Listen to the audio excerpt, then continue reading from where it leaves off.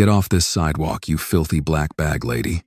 Officer Brent Mallory swung his leg, kicking right into the plastic bucket, holding a few loose coins of Maya. Officer Ashley Pike stood beside the passenger door. There goes her retirement fund. Brent stared down at Maya beneath the cracked awning of the abandoned Mercer textile building. Pick up your garbage and move. Black trash. Maya pulled her torn coat tighter around her body. Please, officer, Maya said, making her voice sound fragile. I'm not bothering anyone. I only needed somewhere out of the wind. Ashley rolled her eyes. You hear that? She wants sympathy. Brent shoved the flashlight right in Maya's face. No, you black people always want to live like parasites. You want a free sidewalk, a free meal, and you expect white people to clean up your damn mess. I'm sorry, sir. I'll go right now, Maya whispered. She lowered herself slowly toward the pavement. Her gloves were frayed at the fingertips, exposing skin reddened by the cold. Her fingers trembled as she reached through the snow for a penny.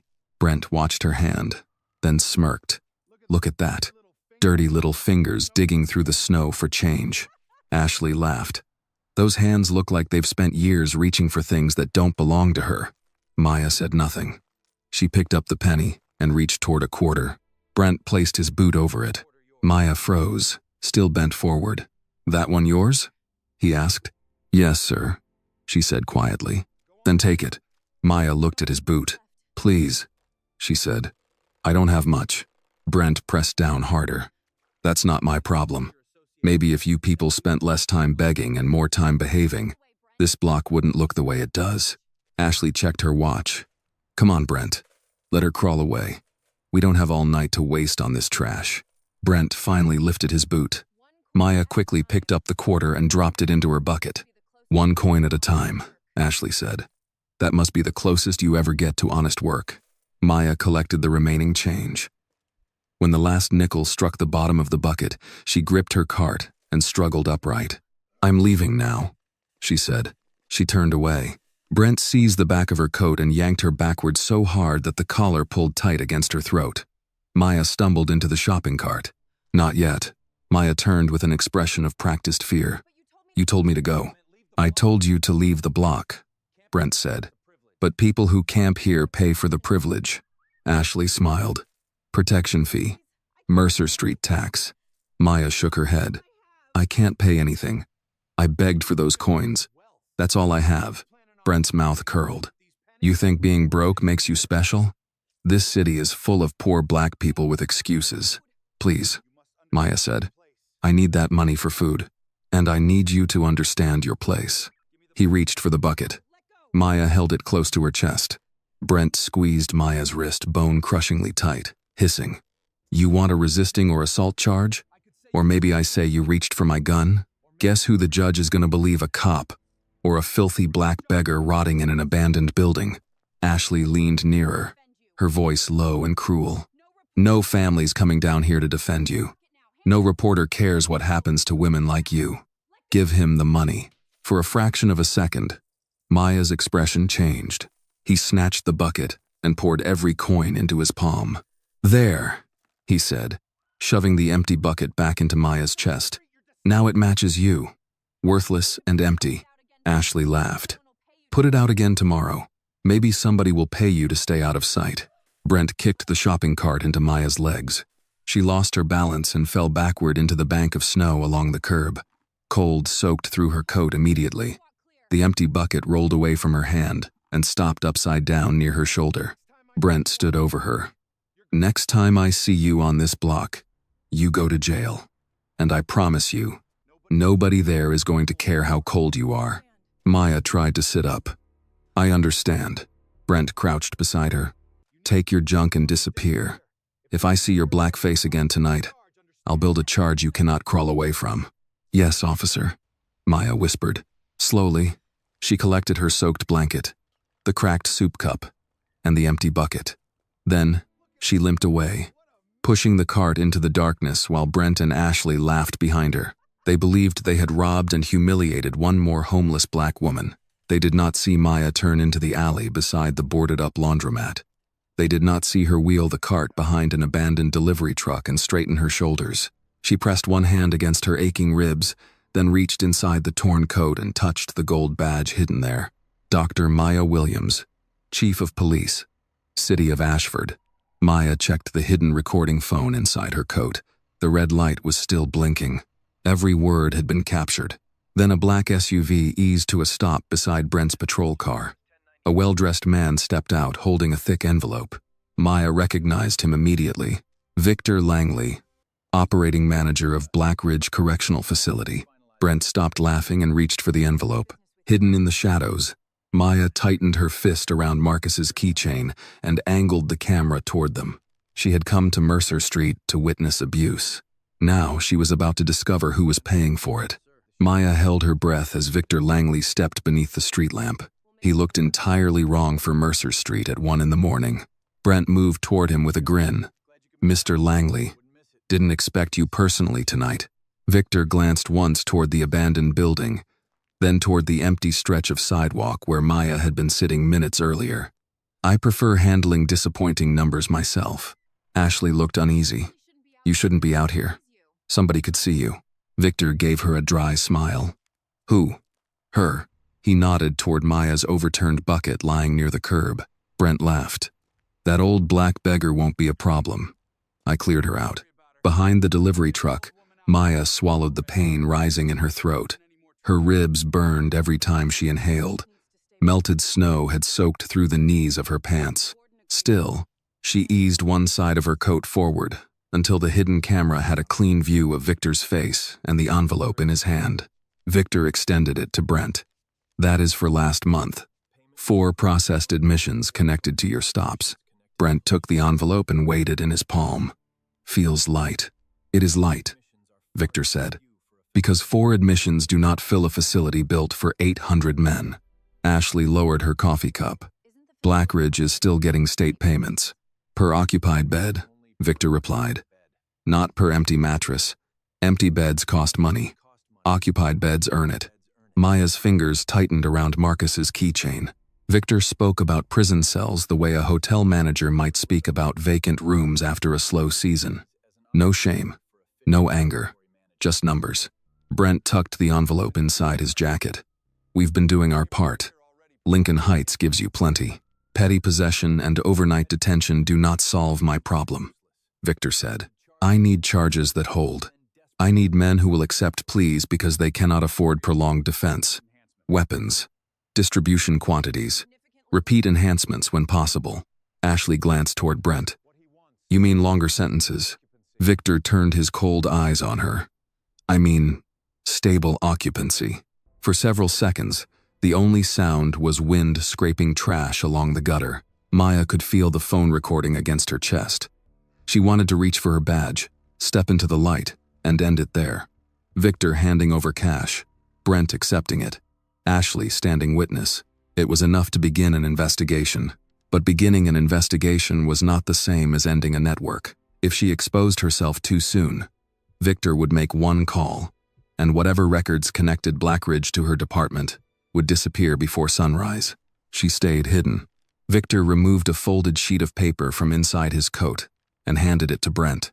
"Tomorrow night," he said. "Malik Thompson." The name struck Maya harder than Brent's boot. Brent unfolded the paper. "Who is he?" 22 years old. Works day shifts at Jefferson Auto Repair and warehouse nights twice a week. Drives a blue 2008 Honda Accord. Lives with his grandmother on Delaney Avenue. Maya saw the young man again beneath the convenience store lights, holding out a cup of soup with oil still dark beneath his fingernails. "The person standing in the cold gets it first." Ashley read over Brent's shoulder. "No record." Victor's voice remained smooth. "Exactly. A first serious charge makes the story cleaner. Hard-working boy keeping secrets. Family shocked. Grandmother says he was never that kind of child. Reporters hear it every day." A numbness moved through Maya's chest, colder than the snow beneath her shoes. Brent rubbed his thumb across the folded paper. "What are we putting on him?" Victor looked at him as though the question were routine. "Drugs if the opportunity is clean. A firearm if you need insurance." Ashley shifted her weight. "A gun charge gets attention. A gun charge gets years," Victor said. "And years are what matter." Maya's mind flashed to a courtroom she had spent nearly 3 decades trying not to revisit. Marcus in a borrowed suit that hung too loosely from his shoulders. Their mother pressing both hands around a purse in her lap. A prosecutor lifting a sealed evidence bag containing a gun Marcus swore he had never seen. He had looked at Maya once before the verdict. Not frightened. Not yet. Just bewildered that telling the truth had made no difference.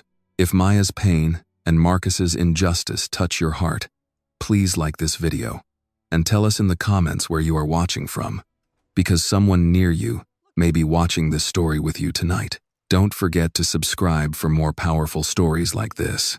Her hand clenched so tightly around the keychain that its edge dug through her glove and into her palm. Brent chuckled. Kid working 2 jobs ought to be good for something. Ashley frowned slightly. What if his car is clean and he keeps his mouth shut? Brent patted his jacket pocket. Cars are clean until somebody searches them. Victor did not smile, but approval softened his voice. Tomorrow night, he leaves Jefferson Auto Repair at approximately 11:40. He normally takes Mercer south, then cuts across Delaney. Stop him before he reaches the church cameras. Reason? Ashley asked. Dim taillight. Rolling stop. Nervous behavior. Choose something ordinary. Brent nodded. And once he's processed? Victor looked directly at the envelope in Brent's coat. $5,000 for the arrest package. An additional payment if the plea guarantees placement at Blackridge.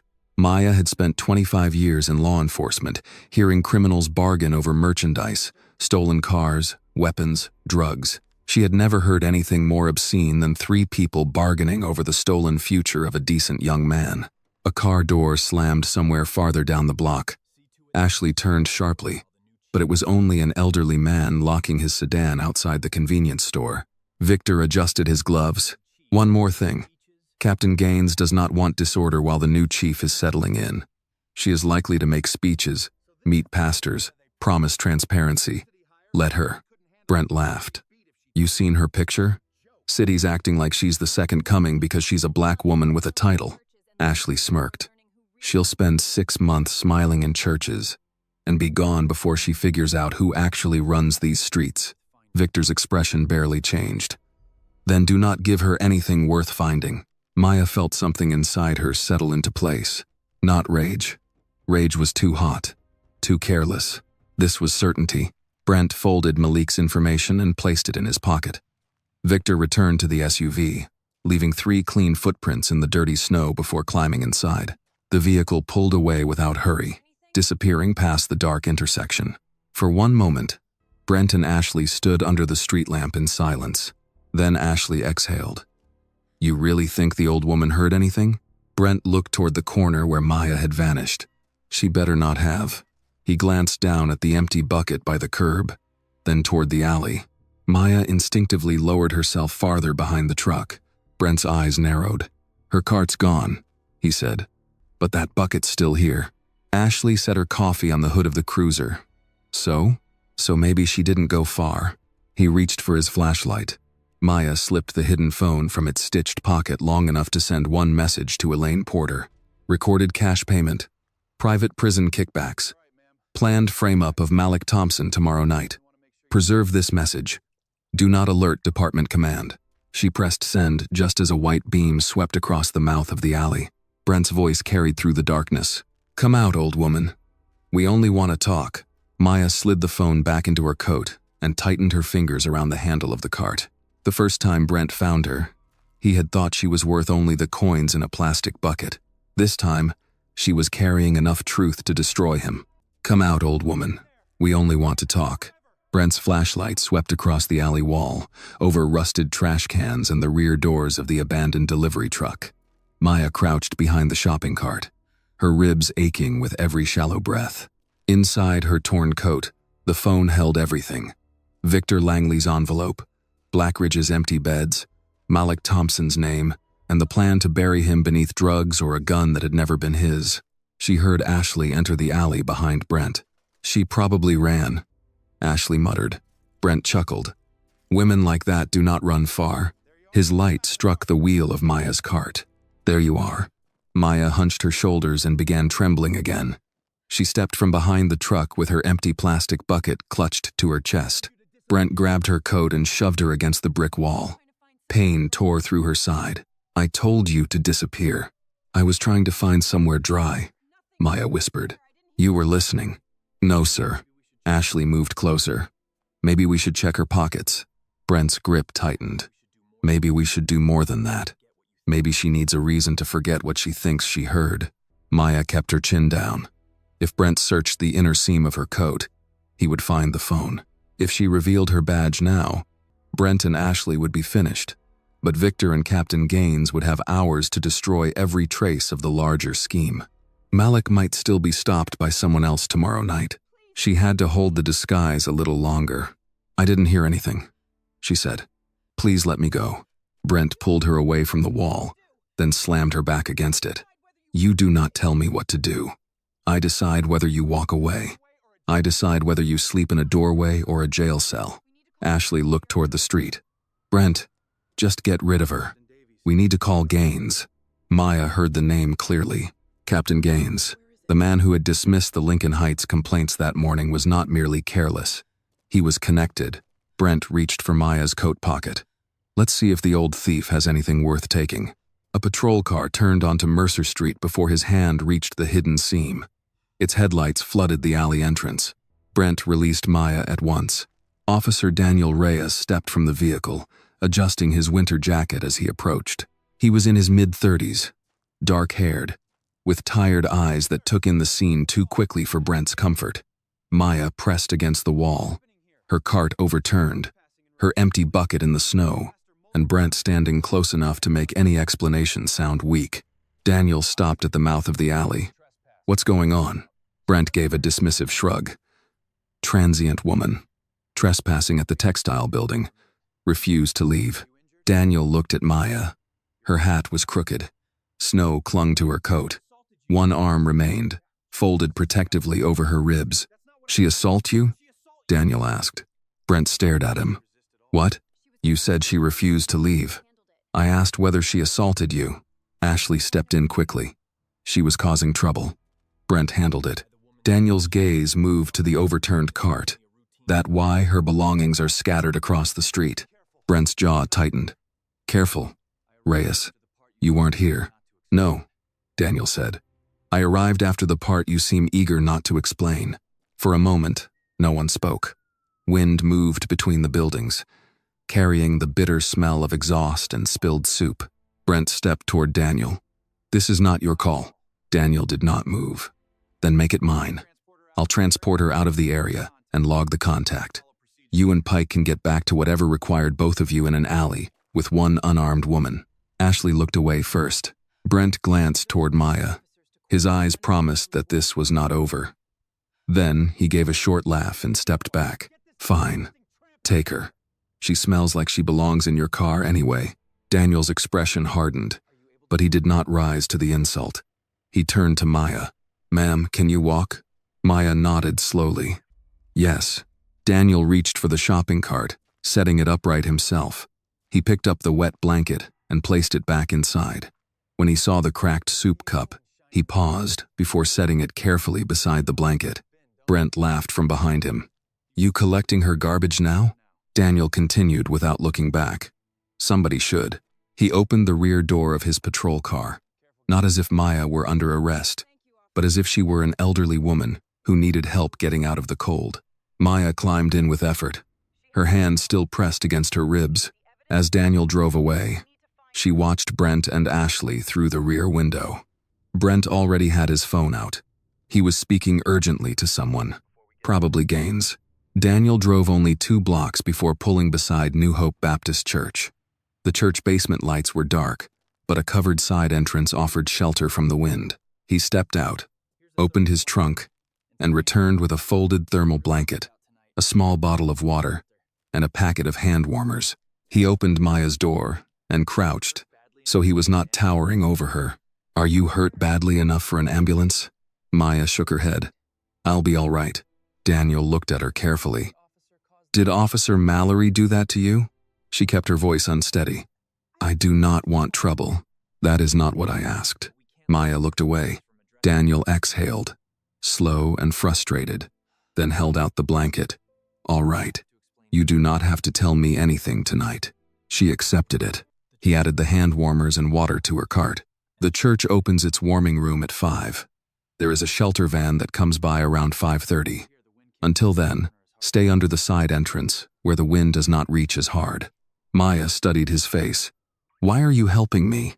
Daniel seemed surprised by the question. "Because you are cold," he said. Then, after a pause, "Ma'am, you do not owe me an explanation to deserve safety." The words struck deeper than the boot had.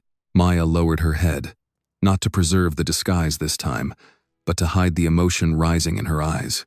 Daniel returned to his vehicle. Before leaving, he rolled down the window. "If Mallory comes back, call 911 and ask for Officer Reyes by name."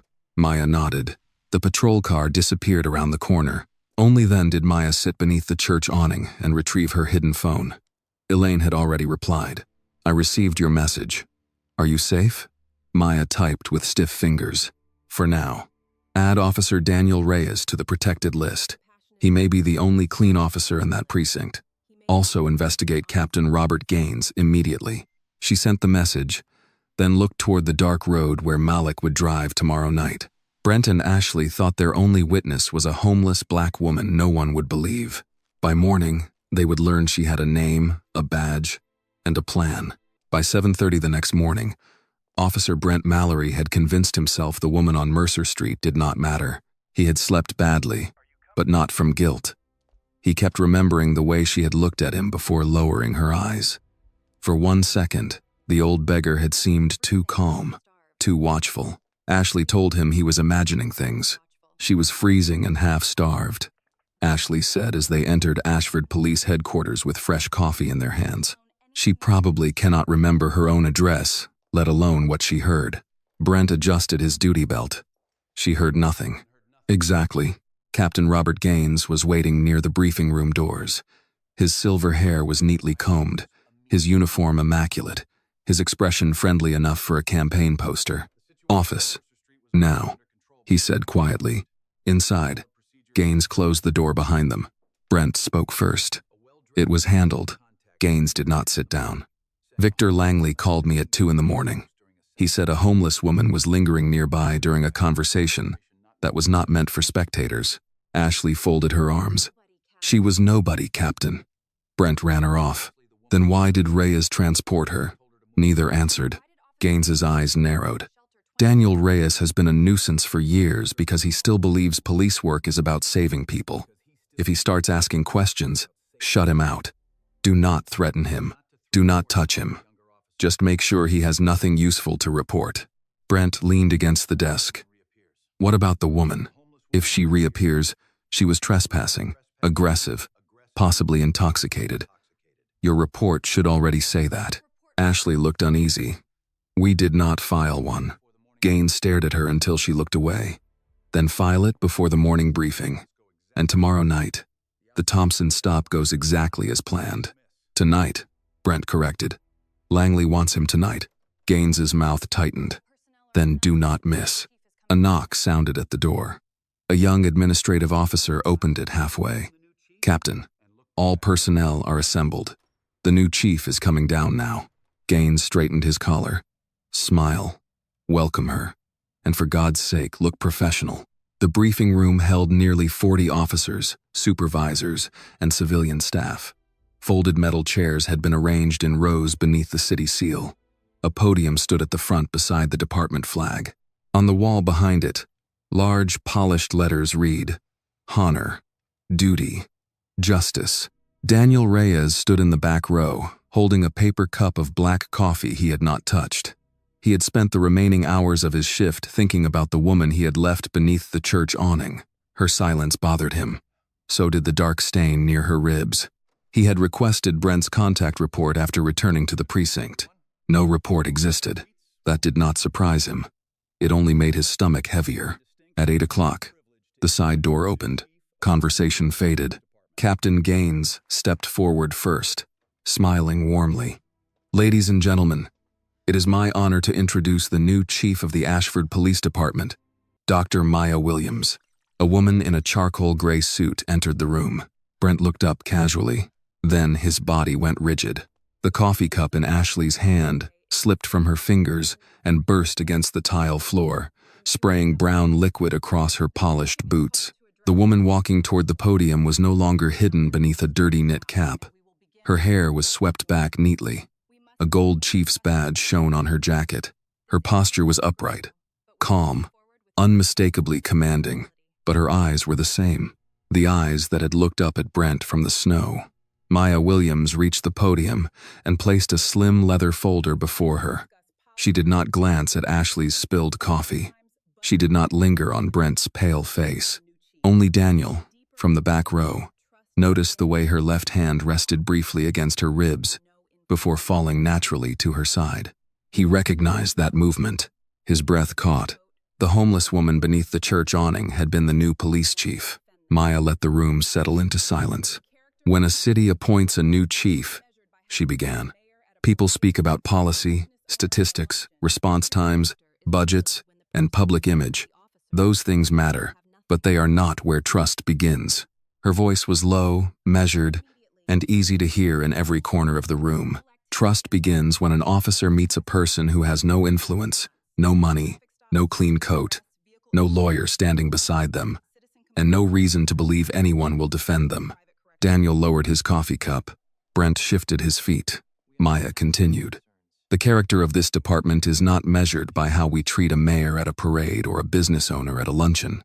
It is measured on a dark sidewalk, in the cold, when the person in front of us appears to have nothing. Ashley's face had gone colorless. Gaines gave a careful smile, but his hand tightened around the back of a chair. Maya opened her folder. Effective immediately. I am ordering a full review of patrol activity in Lincoln Heights for the past 12 months. I want traffic stops, searches, arrests, vehicle impoundments, body camera records, citizen complaints, and all prisoner transfer agreements involving Blackridge Correctional Facility. A murmur moved through the room. Brent's jaw clenched. Gaines stepped forward smoothly. Chief, of course we will support any review. May I ask whether there has been a specific concern? Maya looked at him for the first time. There has. The room went still again.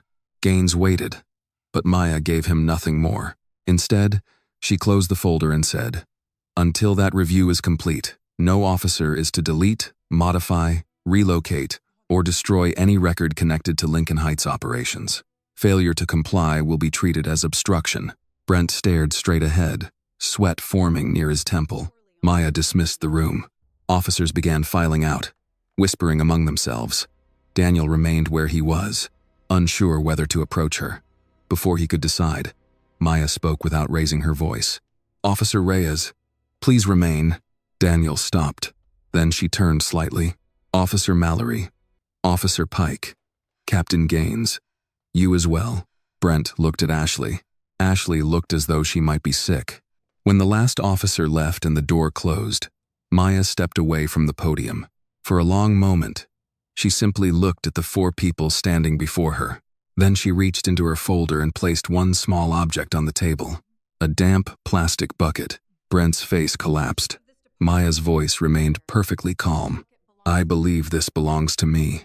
For a moment, no one moved. The damp plastic bucket sat on the briefing room table beneath the department seal, cheap and scratched, with a streak of dried road salt along its rim. It looked absurd among polished badges, pressed uniforms, and the shining words on the wall. Honor, duty, justice. Brent Mallory's mouth opened, but no sound came out. Ashley Pike stared at the floor where her coffee had spilled. Captain Gaines recovered first. Chief, I'm not sure what this is supposed to mean. Maya turned toward him. That concerns me, Captain. Gaines gave a measured smile. If this relates to an encounter last night, I'm certain Officer Mallory can explain whatever misunderstanding occurred. Misunderstanding, Maya repeated. Brent found his voice. Chief, there was a homeless woman trespassing outside the old textile building. She became argumentative. We cleared the area, according to procedure. Daniel Reyes stood near the back wall, his expression tightening. Maya looked at Brent. Argumentative? Yes, ma'am. Did she threaten you? Brent hesitated. She was unpredictable. Did she touch you? She resisted instructions. Maya reached into her leather folder and removed a small recording phone. Ashley whispered, "Brent." Maya pressed play. Brent's voice filled the briefing room, harsh and unmistakable. "Look at that." Dirty little fingers digging through the snow for change. Then Ashley's laugh. "Those hands look like they've spent years reaching for things that don't belong to her." Brent again. "Who do you think a judge believes, Maya? A police officer or a filthy black beggar sleeping beside an abandoned building?" The recording ended with the sound of Maya falling into the snow and the bucket rolling across pavement. No one spoke. Daniel's hands curled into fists at his sides. Brent's face reddened. "Chief, I can explain. We didn't know it was you." Maya held his gaze. "That is your explanation?" He realized too late what he had said. Maya stepped closer. Her voice stayed quiet. "You believe it would have been acceptable if I had truly been homeless. Acceptable if I had no office, no title, no badge hidden under my coat. No, ma'am. That isn't what I meant. It is exactly what you meant." Ashley began shaking her head. "Chief, I didn't touch you. Brent was the one who—" "You stood there," Maya said. "You laughed. You told me nobody would believe a dirty black street woman over two officers." Ashley stopped talking. Gaines cleared his throat. "Chief, this is reprehensible. Certainly, and I will personally oversee disciplinary action. But with respect, personnel matters should be handled privately.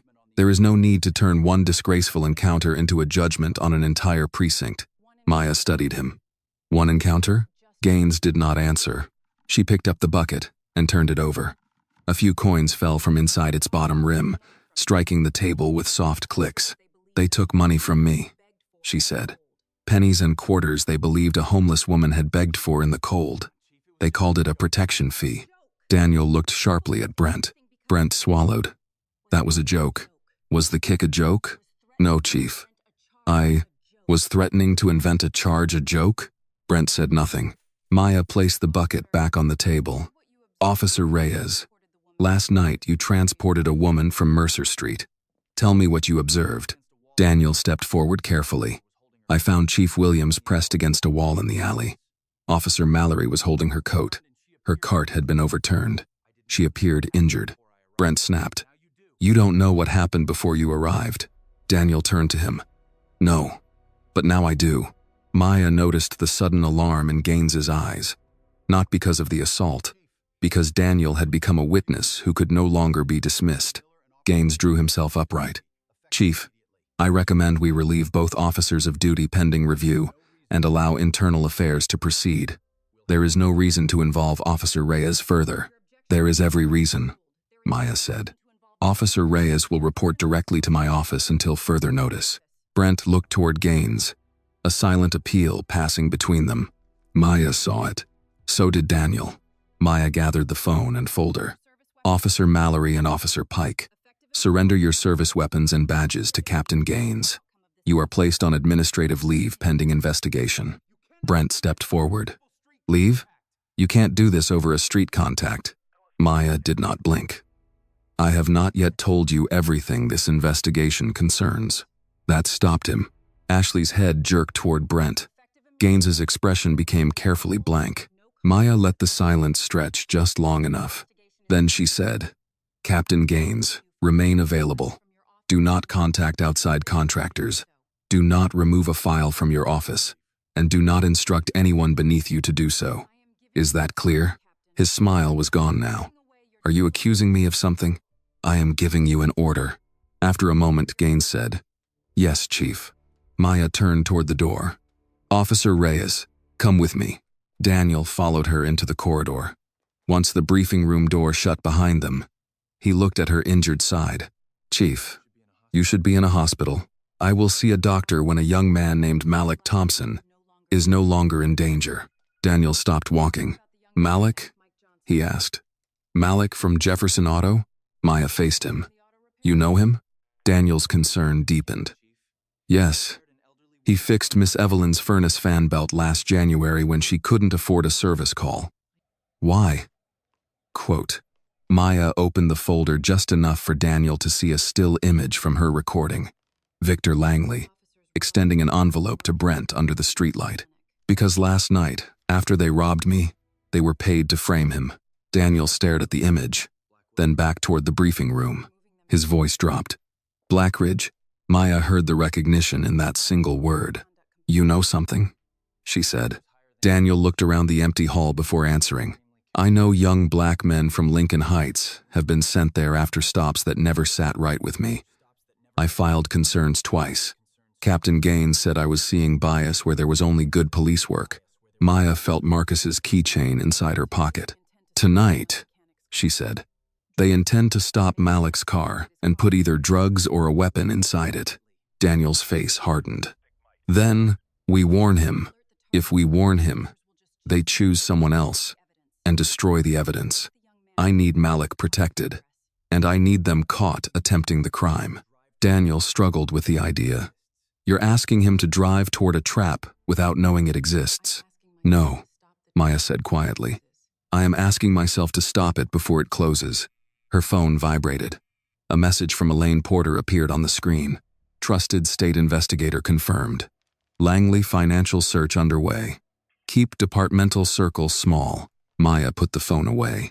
Daniel glanced again toward the briefing room door.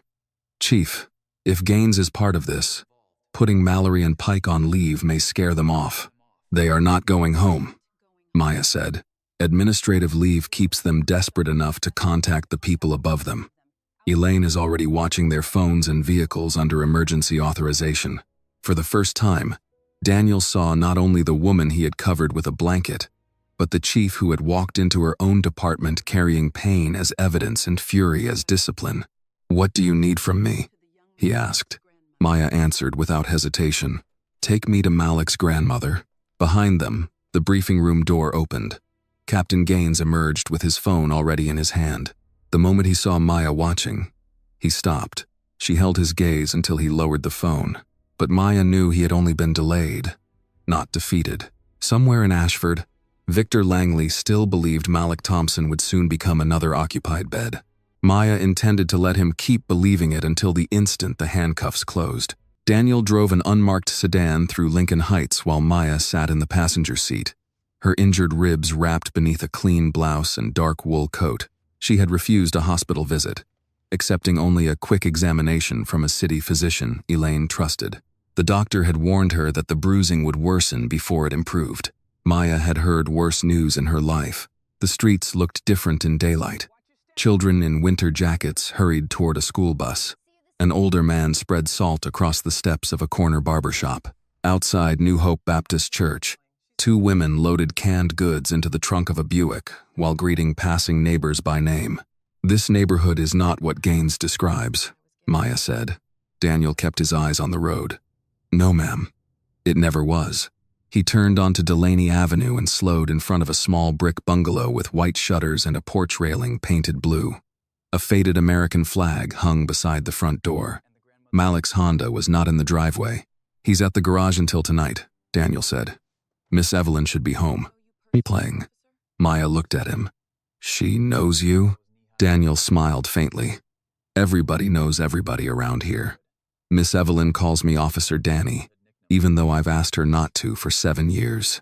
That means she likes you. It means she knew me when I was young enough to be corrected. Maya stepped out carefully. Each movement pulled at the bruise beneath her ribs, reminding her of Brent's boot and the money taken from her bucket. She let the pain remain. It kept the stakes honest. Daniel knocked twice. After a moment, the door opened.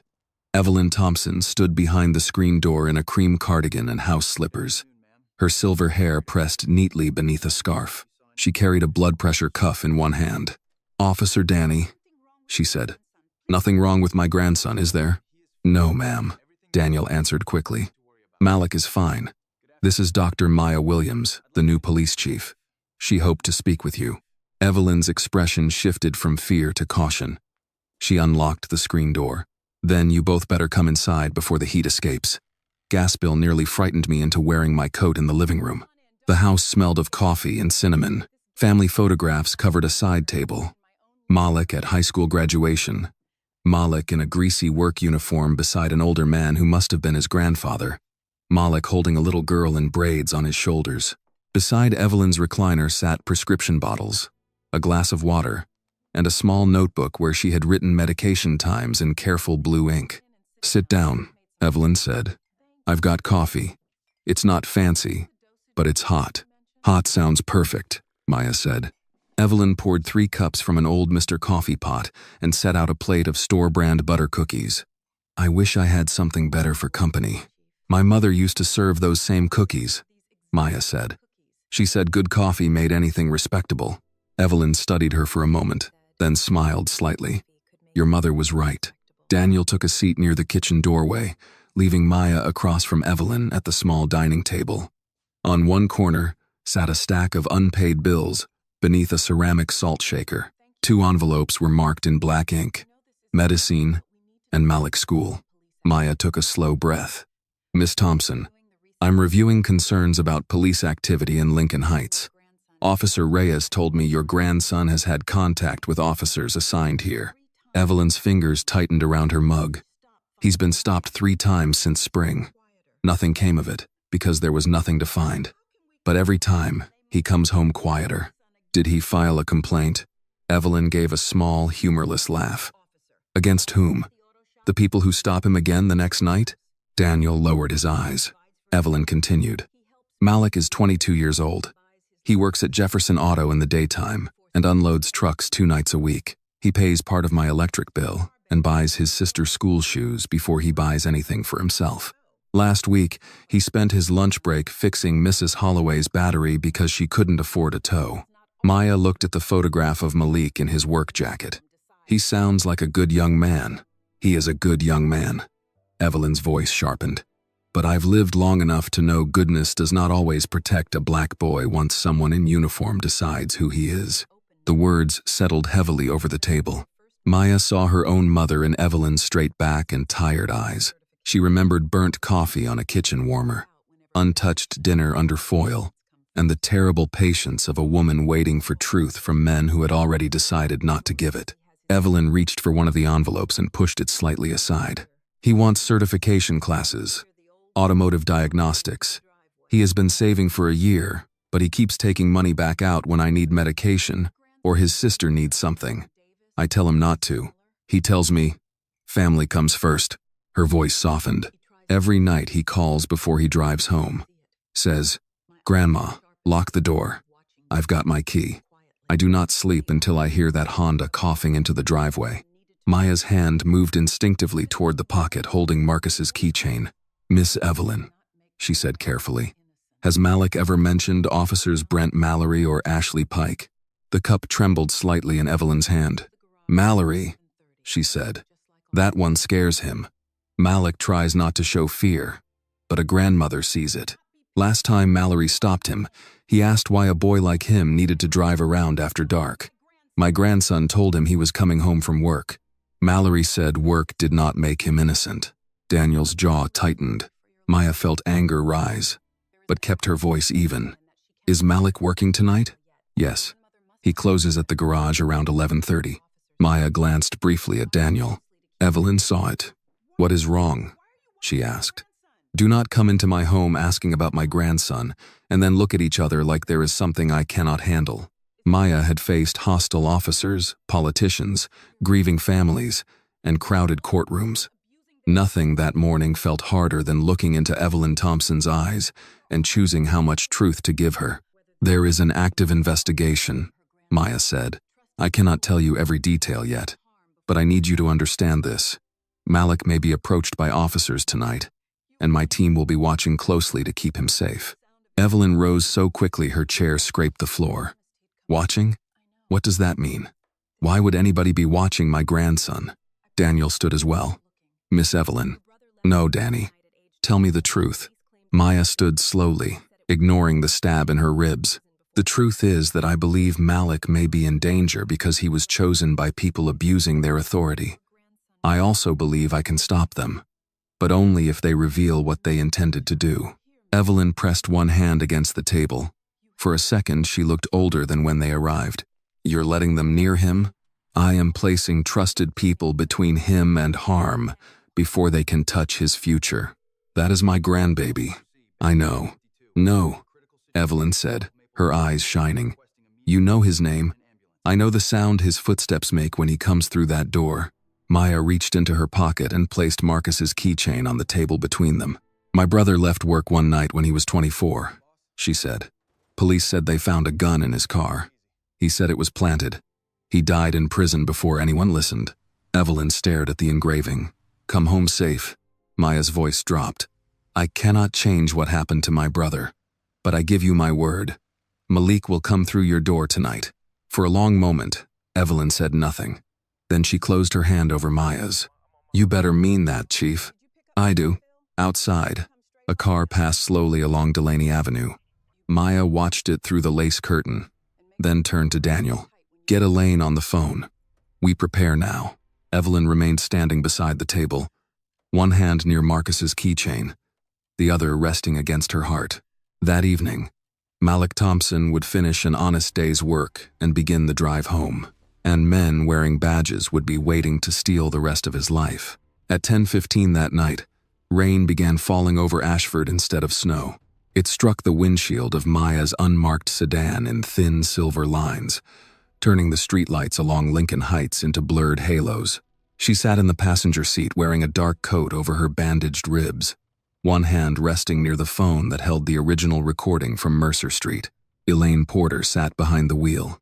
She had traded her office suit for a black rain jacket, but nothing softened the hard concentration in her face. State investigators are in position, Elaine said. One vehicle near Jefferson Auto, another near the intersection at Delaney. Audio and video are running. Maya looked toward the garage across the street. Its service bays glowed under fluorescent lights. Through the glass office window, Malik Thompson was sweeping the floor at the end of his shift. Daniel, 2 blocks east. Body camera secured and transmitting outside precinct servers. Maya nodded. Captain Gaines? Elaine checked her phone. Still at headquarters. He called Brent twice after you left Miss Evelyn's house. Brent did not answer either time. He knows something is wrong. He suspects. That is not the same as knowing. Maya watched Malik set the broom against the wall, remove his work gloves, and carefully fold a receipt into his wallet. A simple movement.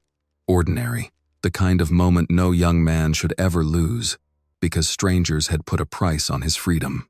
At 10:50, Malik stepped outside carrying a paper bag from the pharmacy and a small lunch cooler. His supervisor, an older white man in coveralls, locked the garage behind him. Tell your grandmother I said. She still owes me 1 sweet potato pie, the man called. Malik smiled. She says you have to earn another one. I changed your alternator, and she said you complained the whole time. The supervisor laughed and waved as Malik climbed into his blue Honda. Maya felt the smallest easing in her chest. Malik had people who knew him, people who would miss him, people who understood who he really was. Marcus had had that too. It had not saved him. Elaine's phone vibrated. She glanced at the screen. Brent and Ashley just left the precinct parking lot. Maya's hand tightened. Daniel stays close, but not visible until the search begins. You are still certain about this? Elaine asked. No. Elaine turned slightly. Maya continued. I am certain Malik cannot become the only evidence. If I arrest them before they attempt the setup, every defense attorney in Missouri will say they were only talking. Cruel talk. Criminal-sounding talk. But talk. And if anything slips, then I step in before they touch him. Elaine studied Maya's face. You mean that? I promised his grandmother. At 11:37, Malik's Honda pulled away from the garage. He drove carefully, signaling before each turn. His headlights sweeping across narrow brick houses and porches darkened for the night. In Evelyn's kitchen, less than a mile away, the porch light was already on. Daniel's voice came through the earpiece. I have visual on Malik. No officers behind him yet. Maya watched the live feed on a tablet mounted between the seats. Malik stopped at a red light, reached toward his dashboard, and connected a phone call through the car speaker. Evelyn's voice came faintly through the surveillance microphone. You on your way, baby? Yes, ma'am. I picked up your refill. You take the evening pill? I did. Do not fuss at me. I learned from the best. Her laugh was quiet and warm. Come straight home. It is raining harder. I will. Lock the door. I've got my key. Maya looked down at Marcus's keychain in her palm. Come home safe. A pair of headlights appeared behind Malik's car. Daniel's voice sharpened. Patrol unit approaching from Mercer. Plate confirms Mallory and Pike. The cruiser followed Malik through one intersection, then another.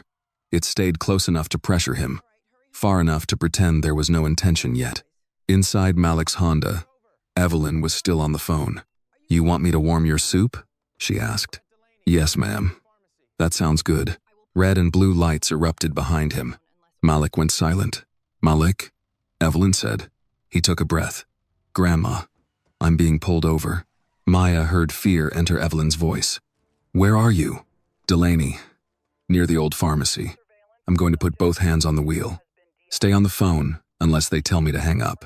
Maya shut her eyes for 1 second. He had practiced this.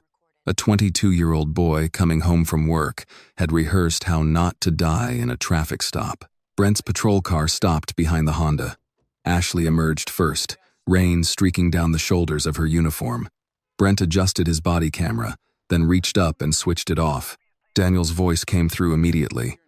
He just disabled his camera, Elaine whispered. Recorded. Brent approached Malik's driver's side window and tapped hard on the glass. Malik lowered it halfway. Both hands remained visible on the steering wheel. License and registration, Brent said. Yes, officer. Malik moved slowly. My wallet is in my back pocket. May I reach for it? Brent shone his flashlight over Malik's face, then into the car. Why are you so nervous? I'm trying to follow instructions. That is not what I asked. Malik swallowed. Rainwater dripped from Brent's cap onto the window frame. I'm coming home from work, Malik said. Ashley leaned near the passenger side, looking through the glass. People coming home from work usually do not shake like that. Malik handed Brent his license. Brent glanced at it and smiled. Malik Thompson. From the surveillance car, Maya felt her ribs ache as though Brent's boot had landed again. Brent stepped back from the window. Out of the vehicle. Officer, may I ask why I was stopped? Your taillight is dim, and now you are acting suspicious. Get out. On the phone speaker, Evelyn said. Malik, do what he says. Baby, just do what he says. I am, Grandma. Malik opened the door slowly and stepped into the rain. Brent ordered him to face the hood. Ashley walked around the rear of the Honda, one hand inside the pocket of her rain jacket. Daniel's voice came through Maya's earpiece. Chief, Pike has something in her hand. On the tablet screen, Ashley moved close to Brent. Their bodies blocked Malik's view, but not the state investigator's long-lens camera. A small plastic bag passed from Ashley's fingers into Brent's palm. Maya leaned forward. Elaine placed her hand near the radio. Say the word. Maya watched Brent move toward the passenger door of Malik's car. Not yet, she said. The words tasted like betrayal, but she could not save Malik halfway. She needed the world to see the lie enter his car. Brent opened Malik's passenger door and leaned inside. Rain struck the roof of the Honda in a steady hiss. Malik stood at the hood with both palms flat against wet metal, his work jacket darkening under the downpour. His grandmother's voice still came faintly through the phone speaker inside the car. Malik? Baby, talk to me. Grandma, I'm okay, Malik said, though his voice told everyone listening that he was not. Ashley stood near the rear bumper, one hand resting on her holster, her eyes moving between Malik and Brent. She looked less confident now. Not sorry, just nervous. The way people get when a plan begins to happen outside the safety of conversation. Inside the surveillance sedan, Maya watched the tablet screen without blinking. Brent's right hand disappeared beneath the passenger seat. Elaine whispered, We have the angle. Wait, Maya said. The word hurt. On the screen, Brent's hand opened. A small plastic bag dropped beneath the seat. Maya felt her breath stop. For almost 30 years, she had imagined the unseen second when someone decided Marcus Williams would no longer be a mechanic. A son, a brother, a young man driving home from work. The second a lie entered his car and became stronger than his truth. Now she was watching that second happen to Malik Thompson. Brent straightened and made a show of shining his flashlight across the floorboard. Well, he called. What do we have here? Malik turned his head. What? Do not move, Ashley snapped. Brent reached down again and came up holding the bag between two gloved fingers. Malik stared at it as if his mind refused to name what his eyes were seeing. That's not mine, he said. Brent smiled. Funny, they always say that. No, listen to me. That is not mine. I have never seen that before. Ashley stepped closer. Then how did it get under your seat? I don't know. Because it wasn't there. Brent walked toward him slowly. You expect us to believe that? Malik's voice cracked. Officer, I work at Jefferson Auto. I just got off. Call my boss. Call my grandma. I don't use drugs. I don't sell drugs. From the phone inside the car, Evelyn cried out, Malik, what is happening? Ashley reached through the open driver's door and ended the call. Malik looked at her. Why did you hang up? She's sick. She'll be scared. She should be, Ashley said. Daniel's voice came through Maya's earpiece, low and controlled. Chief, evidence planted. I am moving. Go, Maya said. Daniel stepped from his unmarked car half a block away, rain sliding down his jacket. His body camera was live, its feed protected outside the precinct system. Officer Mallory, Daniel called, walking toward them. Stop the search. Brent turned, furious. Reyes, get out of here. Daniel kept coming. I observed irregular evidence handling.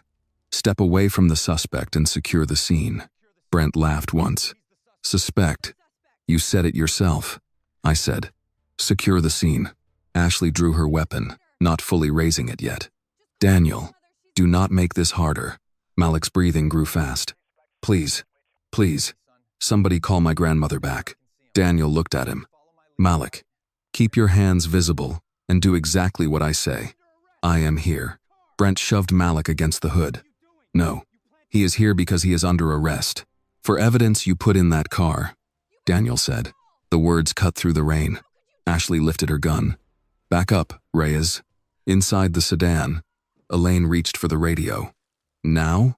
Maya opened the door. Now. She stepped into the rain wearing the same torn coat from Mercer Street. The hood pulled low over her face. The pain in her ribs flared as cold water hit the fabric. But she walked steadily toward the flashing lights. Brent saw her first. For a second, confusion crossed his face. Then recognition turned it into rage. You, he said. Ashley followed his gaze. Brent, don't. But Brent was already moving away from Malik. You should have kept crawling, he shouted. You hear me? You should have disappeared when I told you to. Maya stopped 10 feet from him, shoulders rounded, still playing the woman he thought he owned. Brent stormed toward her. You been following us? You think you saw something? Daniel moved to intercept him, but Ashley swung the gun toward Daniel again. Stay where you are, she said, panic sharpening her voice. Malik remained frozen at the hood of the Honda, rain running down his face. He looked from Daniel to Ashley, to the woman in the torn coat, unable to understand why a homeless stranger had walked into the middle of his nightmare. Brent reached Maya and grabbed the front of her coat. You got a phone? He snarled. You record something? Maya said nothing. He shook her hard. Pain burned through her side, but she let his anger build in front of every camera, now watching. I should have put you in the river last night, Brent whispered. Then, he raised his hand. Maya caught his wrist. Not violently, not wildly. Simply, firmly. Brent blinked. The fragile homeless woman's grip was not fragile at all. Maya lifted her other hand to her hood and pulled it back. Rain slid across her face. The knit cap came loose. Her eyes met Brent's, calm and terrible. His hand went slack. Maya opened the torn coat. The gold badge of the Ashford police chief shone beneath the patrol lights. Officer Mallory, she said, her voice carrying through the rain. Take your hand off your police chief. Brent stumbled backward as if she had struck him. Ashley lowered her gun halfway. Oh my God. Maya reached inside her coat and removed the recording phone. You attacked me on Mercer Street. You robbed me. You threatened to frame me. Then you accepted cash from Victor Langley to frame Malik Thompson. Brent shook his head. No. No. That is not. Maya pressed play. Victor's voice rose from the phone, clear over the rain. Empty beds, Do not pay anyone. Then Brent's voice. Cars are clean until somebody searches them. Then Victor again. Malik Thompson, 22. Old Honda. Give him a gun if drugs will not hold. Malik staggered slightly against the hood. Daniel moved fast, stepping between Malik and Ashley. From both ends of Delaney Avenue, state investigators and unmarked units activated their lights. Ashley dropped her weapon onto the pavement. I did not want it to go this far. Maya looked at her. But you carried the lie in your pocket. An investigator cuffed Ashley. Brent backed away, eyes wild. Chief, listen. Gaines knew. Gaines told us. Maya's face did not change. Then he will answer next. 2 investigators forced Brent's hands behind his back. He cursed, twisted, then was driven down onto the wet pavement beside the Honda. The small plastic bag lay sealed on the hood now. Photographed, witnessed, and useless as a weapon against Malik. Malik looked at Maya, shaking harder than the cold could explain. If you had not been here, he said, what would have happened to me? Maya looked at the young man, at his oil-stained jacket, at the car they had chosen because they believed nobody powerful would care. She answered softly, you would have become another empty bed they got paid to fill. Malik closed his eyes. Maya turned toward Daniel. Call Miss Evelyn. Tell her he is coming home tonight. Daniel nodded and reached for his phone. For the first time that evening, Malik began to cry.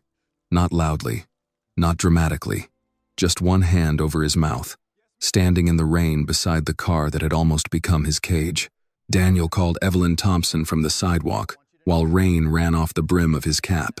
Maya stood a few yards away, watching investigators photograph the Honda, the planted bag, the open passenger door, the place where Brent's knee had struck the pavement when they forced him down.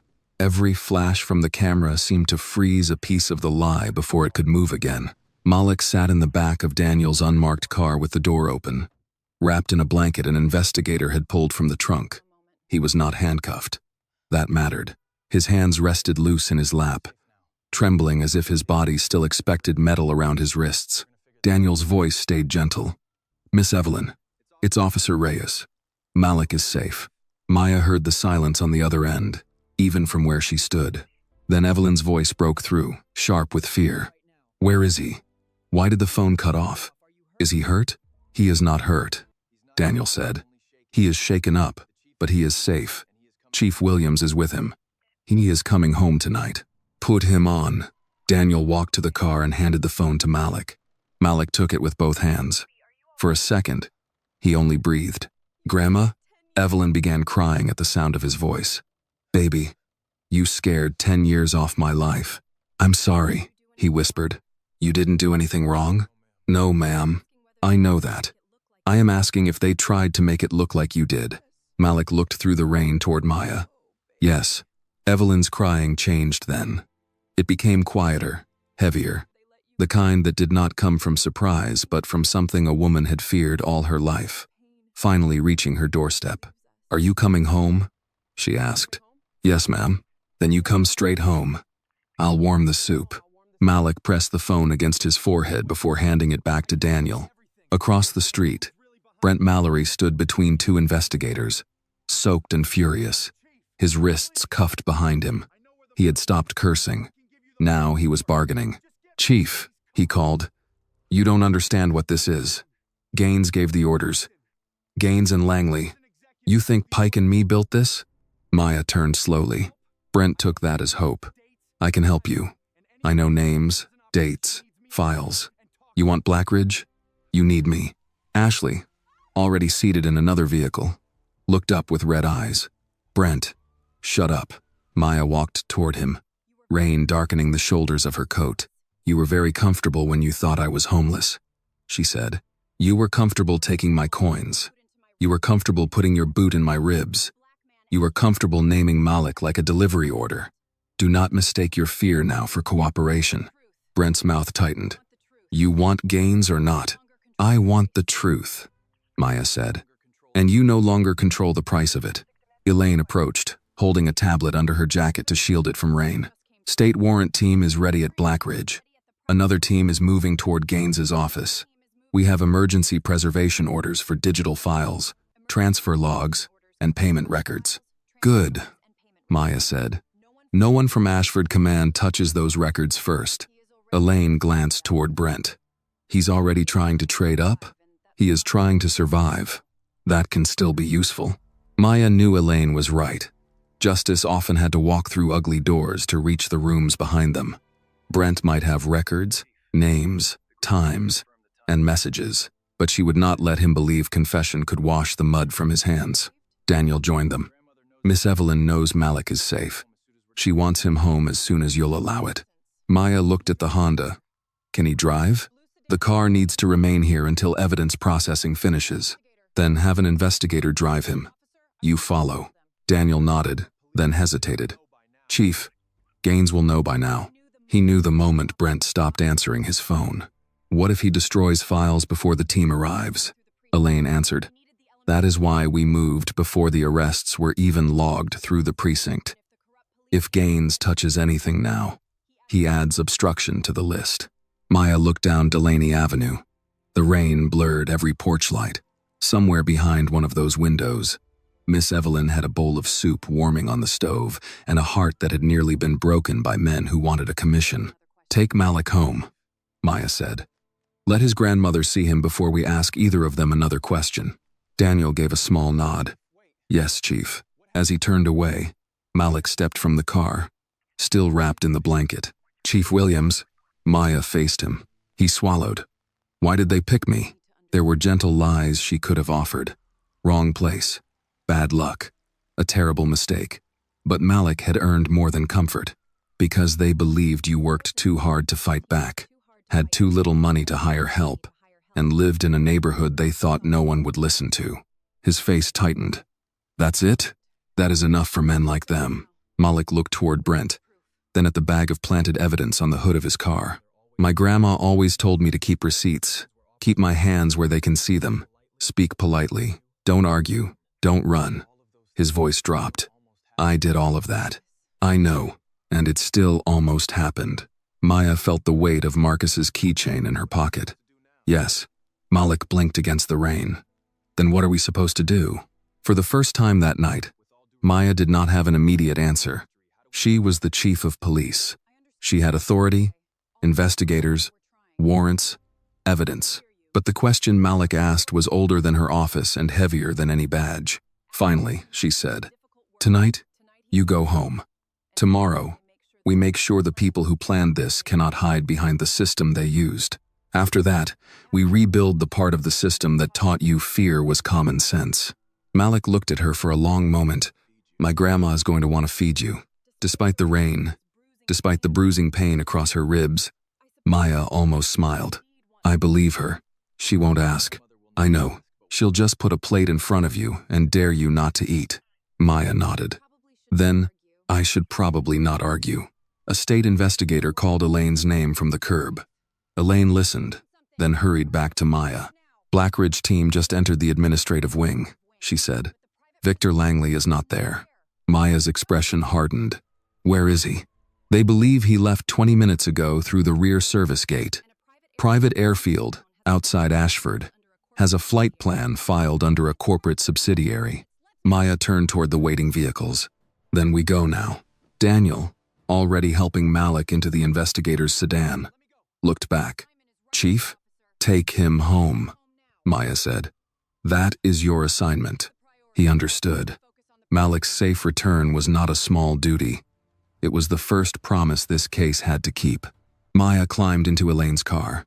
As the door shut, her phone buzzed with a forwarded alert from the warrant team. Gaines' office locked. Shredding heard inside. Entry pending. Elaine started the engine. Maya looked once more at Malik, wrapped in a blanket but standing free. Then she looked toward downtown, where Captain Gaines was trying to turn truth into paper dust. Drive, she said. Elaine drove through Ashford with the wipers beating hard against the rain. Maya sat beside her, one hand pressed lightly against her ribs, the other wrapped around Marcus's keychain. The city outside the window blurred into streaks of red traffic lights, wet brick storefronts, and dark houses where families slept without knowing how close one young man had come to disappearing behind a prison wall. Elaine's phone kept vibrating in the console. State team has Victor's car on traffic cameras heading toward the county airfield, she said. Airport police are moving. And Gaines? They breached his office door 30 seconds ago. Maya stared ahead. Put it on speaker. Elaine tapped the call. A state investigator's voice filled the car. Chief Williams, we're inside Captain Gaines's office. He was at the shredder when we entered. We secured him away from the machine. What was he shredding?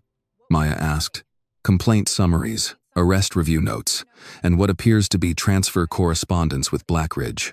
We recovered several pages intact from the feeder. There's more in the bin. Do not let anyone from Ashford PD handle those materials. Understood. The investigator paused. Maya heard the change in his breathing. What else? She asked. There's a locked cabinet behind his desk. We found binders labeled by year. Most recent ones list arrests, vehicle impounds, Blackridge transfers, and payment codes. There are older boxes too. How old? Oldest visible label says 1,995. Maya's fingers tightened around the keychain. Marcus had been arrested in 1996. Elaine glanced at her but said nothing. Maya's voice remained steady. Seal the office. Photograph everything before removal. I'll be there in 6 minutes. When they reached headquarters, the front entrance was already crowded with confusion. Officers stood near the lobby windows, whispering as state investigators moved past them, carrying evidence bags. No one saluted. No one knew whether to look at Maya or look away. She walked through them without slowing. A young officer stepped aside and murmured, "Chief." Maya nodded once. Captain Gaines's office smelled of hot paper and toner. The shredder sat beside the desk, its clear bin packed with thin strips. Gaines stood near the bookshelf between two investigators, his jacket off, his tie loosened. He did not look frightened. He looked offended. "Maya," he said, as if speaking to a disappointing student. "This is reckless." "Chief Williams," she corrected. His mouth tightened. "You have no idea what damage you're doing to this department." Maya looked at the half-shredded documents on his desk. "I can see what you were doing to it." Gaines gave a tired sigh. "Those were outdated administrative notes. You are letting emotion lead an operation you do not understand." Elaine entered behind Maya. "Captain Gaines, do not make another statement without counsel." He ignored her. "This is what they wanted when they appointed you. A symbolic chief angry enough to burn down her own house before learning where the beams are." Maya stepped closer. "You mistook patience for ignorance." He smiled faintly. "No, I mistook you for political theater." One of the investigators approached with a dusty cardboard box. "Chief, you need to see this." He set it on the desk. On the side, written in black marker faded by time, was a name Maya had not seen in official ink for nearly 30 years. M. Williams closed. The room changed around her. The rain against the windows grew distant. The voices in the hallway thinned into silence. All Maya could hear was a younger version of herself standing in a prison visiting room, watching Marcus smile through glass so their mother would not cry. She reached for the box. Elaine spoke softly. "Maya, you do not have to open that here." "Yes," Maya said. "I do." Gaines's composure shifted for the first time. "That file is irrelevant." Maya looked at him.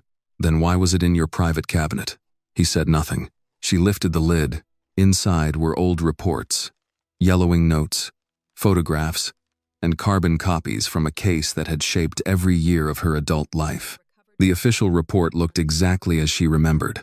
Lawful stop, probable cause, firearm recovered from trunk, suspect agitated, suspect denied ownership. Then Daniel appeared in the doorway, rain still on his jacket. He had returned from Miss Evelyn's house sooner than expected.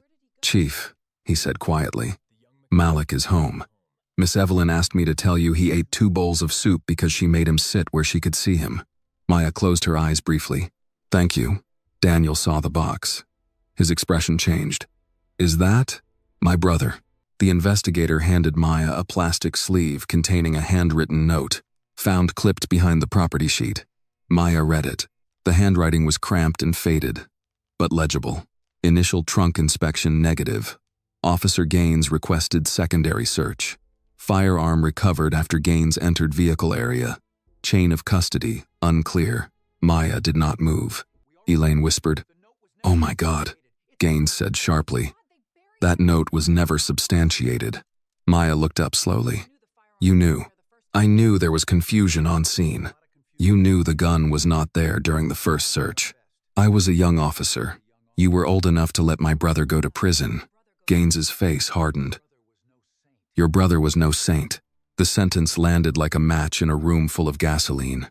Daniel took one step forward, but Maya raised a hand without looking at him. She walked around the desk until she stood directly in front of Gaines. "My brother did not have to be a saint to deserve the truth," she said. "Malik Thompson did not have to be perfect to deserve his freedom. And no black man in Lincoln Heights should have to live a flawless life just to avoid being framed by someone wearing this uniform." Gaines's eyes flicked to the investigators. "You are making this racial because it suits you." "No," Maya said. "You made it racial when you decided whose word never counted." Elaine's phone rang. She answered, listened, then covered the receiver.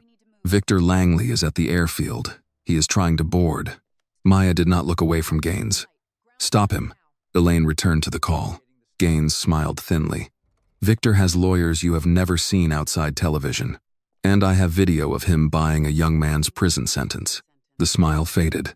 A state investigator stepped forward.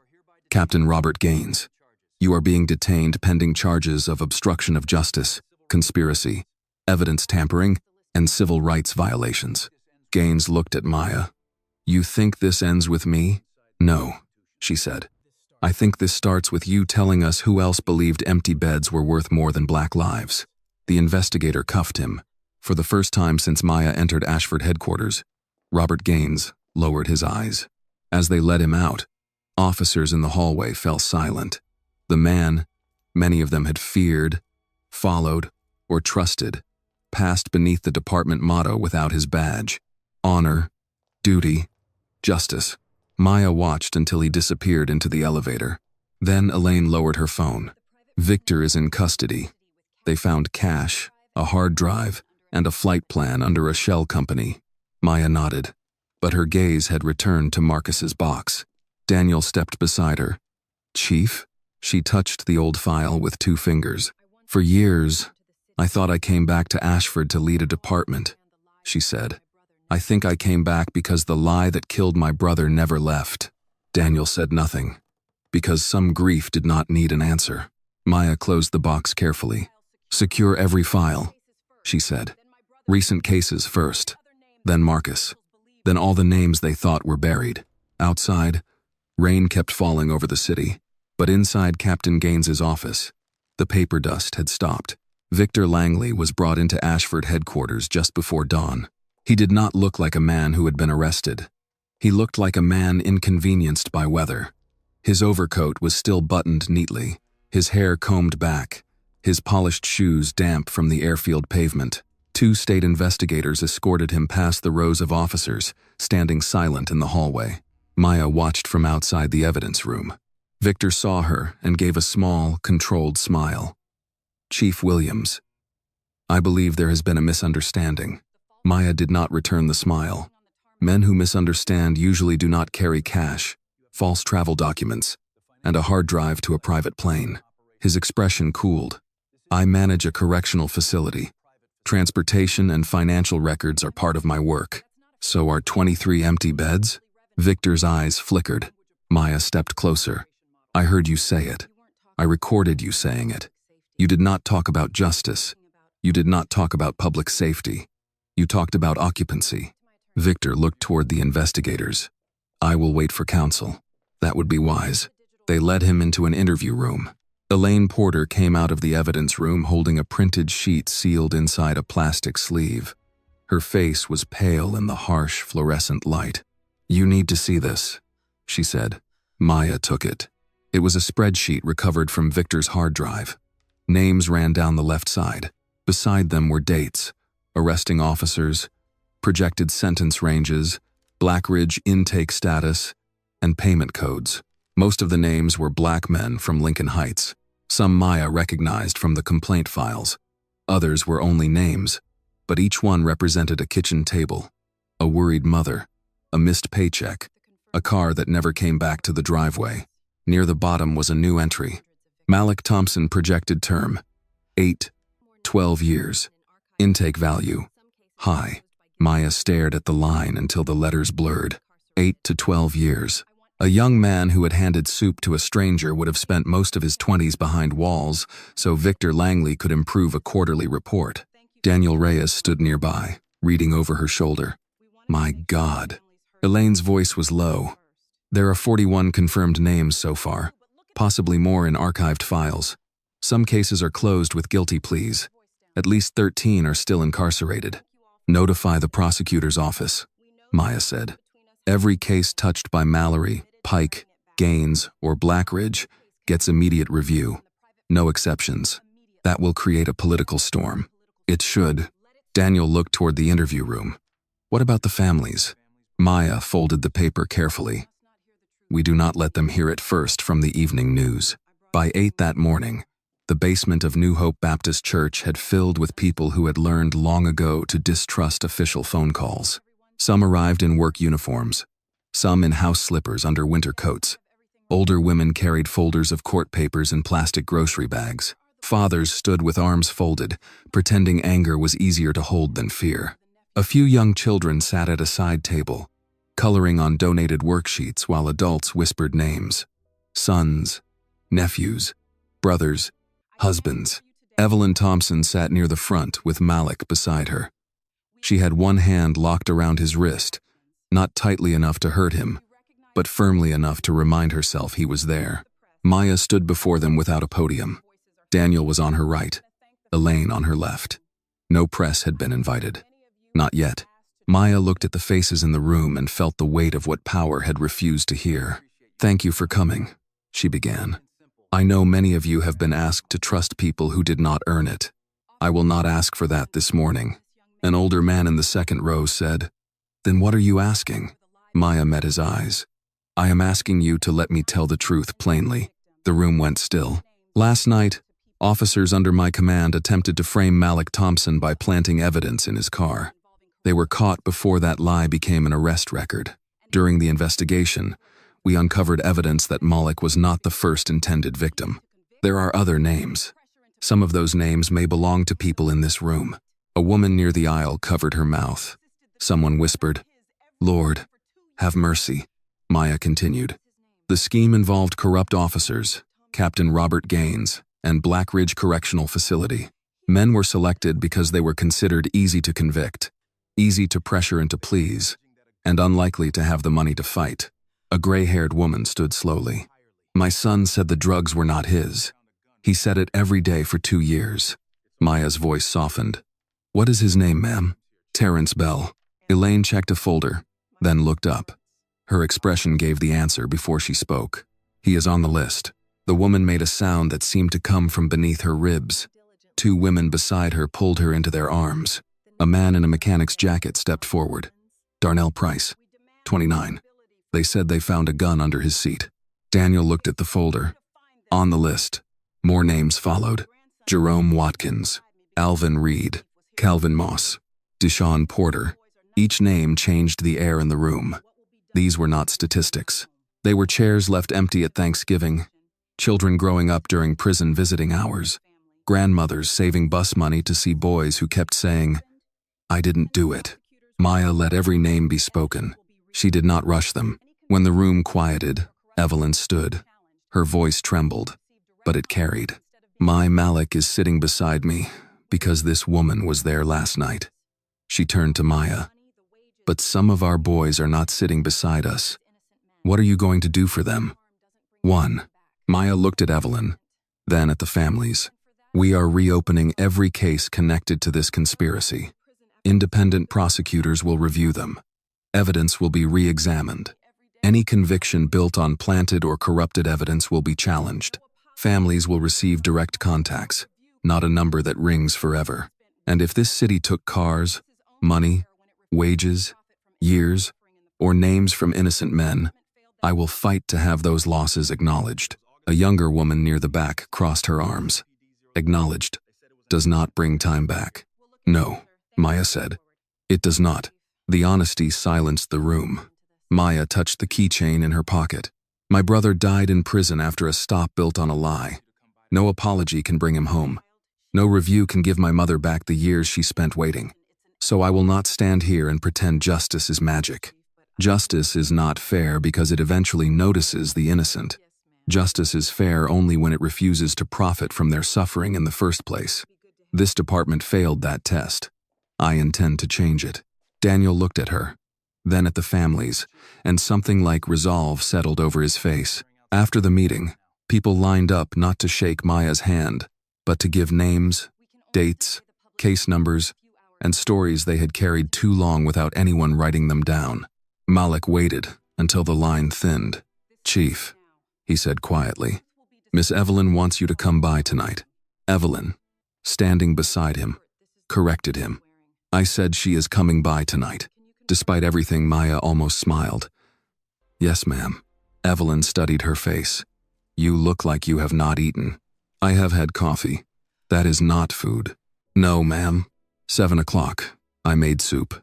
Maya's throat tightened. "I'll be there." As Evelyn led Malik toward the church stairs, Daniel approached Maya with a new message on his phone. "Chief, reporters are gathering outside City Hall. Someone leaked the arrests." Elaine joined them. "We can delay a public statement for a few hours, but not much longer." Maya watched the last families leave the church basement, each carrying either renewed pain or fragile hope. "No more hiding," she said. "City Hall tomorrow morning. Full disclosure." Elaine nodded. "And the coat?" Maya looked down at the sleeve of the torn coat she had folded over one arm. It was still stained with slush from Mercer Street. "I'll wear it," she said. Daniel understood first. Maya looked toward the church doors, where Malik was helping Evelyn carefully up the steps. "They need to see who my officers thought did not matter." By 9 the next morning, the steps of Ashford City Hall were crowded with reporters, camera crews, city staff, and residents of Lincoln Heights who had come because rumor had already outrun the official statement. The rain had stopped before dawn, but the sky remained low and gray. Wet flags hung heavily above the entrance. Police officers stood along the sides of the chamber, quieter than usual, their faces arranged somewhere between embarrassment and fear. Some had served under Captain Gaines for years. Some had laughed at Brent's jokes. Some had heard complaints from Lincoln Heights and decided silence was easier than conflict. Maya saw all of them when she entered. She was not wearing her formal dress uniform. She wore the torn coat from Mercer Street. It had been cleaned, but not repaired. The shoulder still sagged where Brent had yanked it. A dark stain remained near the hem where the slush had soaked in. Above that ruined cloth, pinned over her heart, shone the gold badge of the Ashford police chief. The room fell silent in layers. First the reporters, then the council members, then the officers. Finally the families standing along the back wall, some clutching folders, some photographs, some nothing at all. Maya walked to the podium slowly. Daniel Reyes stood to her right. Elaine Porter stood to her left with sealed evidence folders stacked in her arms. Malik and Evelyn sat in the front row. Evelyn held her grandson's hand as if the night before had not fully released him yet. Maya looked out over the chamber. 4 nights ago, she began. I stood on Mercer Street, dressed as a homeless black woman. No one moved. 2 officers under my command saw me cold, alone, and vulnerable. They did not see a citizen. They did not see a human being, deserving protection. They saw someone they believed could be threatened, robbed, kicked, and forgotten. Camera shutters clicked softly. Maya continued, her voice steady. They were wrong. Behind her, a screen lit up. Elaine played the first clip. Brent's voice filled City Hall. Get off this sidewalk, you filthy black bag lady. Then the sound of the bucket being kicked. Coins scattering. Ashley laughing. Brent threatening to invent a charge. The chamber stayed silent, but Maya heard small reactions from the crowd. A gasp. A whispered prayer. A chair creaking as someone shifted in anger. The video changed. Victor Langley appeared beneath the street lamp, envelope in hand. Empty beds do not pay anyone. His voice sounded even uglier in the public chamber than it had on Mercer Street. Calm, businesslike, dead inside. Then came Malik's name. Evelyn's grip tightened around her grandson's hand. Maya turned slightly toward the screen but did not look away from the audience. "That young man was Malik Thompson," she said. "He works 2 jobs. He supports his grandmother. He gave a cup of soup to a stranger he believed was freezing on a sidewalk. Less than an hour later, 3 people discussed placing drugs or a weapon in his car so he could be sent to Blackridge Correctional Facility for profit." The screen shifted again to the traffic stop. Malik's Honda in the rain. Brent leaning into the passenger side. The planted bag dropping beneath the seat. Malik's frightened denial. Daniel stepping forward. Ashley raising her weapon. Maya removing her hood. Then Maya's own voice rang through the chamber. "Officer Mallory, take your hand off your police chief." A murmur moved through the room. Maya let the video end before speaking again. "Officer Brent Mallory and Officer Ashley Pike have been arrested. Captain Robert Gaines has been detained on charges related to evidence suppression, obstruction, and conspiracy. Victor Langley of Blackridge Correctional Facility was arrested, attempting to leave the state. Evidence recovered from Blackridge and Captain Gaines's office shows that Malik was not the first target." Elaine stepped forward and placed a folder on the podium. Maya opened it. "We have identified 41 cases requiring immediate independent review. 13 men connected to these cases are currently incarcerated. Some may be guilty of other matters, some may not. But every person in this country deserves a case built on truth, not planted evidence, hidden payments, and racist assumptions." A reporter raised a hand. "Chief Williams, are you saying Ashford Police Department participated in a private prison kickback scheme?" Maya looked directly at him. "I am saying evidence indicates officers of this department, a captain in this department, and an executive of Blackridge Correctional Facility participated in a conspiracy to profit from the wrongful incarceration of vulnerable black residents. I will not soften that, because the truth is painful." Another reporter called out. "Did the mayor know? The investigation will follow the evidence wherever it leads." A city councilman shifted uncomfortably behind her. Maya turned back to the families. "Today, I am announcing 6 immediate actions. First, all cases connected to Mallory, Pike, Gaines, and Blackridge will be reviewed by independent prosecutors. Second, Blackridge's contract with the city is suspended, pending full termination proceedings. Third, all traffic stop body camera footage will be preserved on an outside server no local supervisor can alter or erase." She looked toward the officers along the wall. "Fourth, any officer reporting misconduct will receive protected status outside the chain of command. Fifth, a Civil Rights and Community Trust Unit will be formed immediately under Officer Daniel Reyes." Daniel stiffened, surprised though Maya had warned him something was coming. Maya continued. "Officer Reyes showed kindness to a woman he believed had no power. He did not know my name. He did not know my rank. He only knew I was cold and injured. That should not be extraordinary in this department. From this day forward, it will be expected." Daniel lowered his eyes, humbled. "Sixth," Maya said, "Lincoln Heights will have a citizen advisory council with access to stop data, complaint outcomes, and quarterly public reports. This city will no longer ask people to trust closed doors." A woman near the back raised a photograph above her head. "What about my son?" Maya's expression softened. "Give his name to the review team before you leave. He will not be ignored." The woman's face crumpled. "They told me he lied." Maya paused. "My brother told the truth," she said. No one listened in time. The room changed again. Even the reporters stopped typing. Maya placed one hand over the torn coat, just below her badge. "I cannot give back what was taken from families in this room. I cannot return years.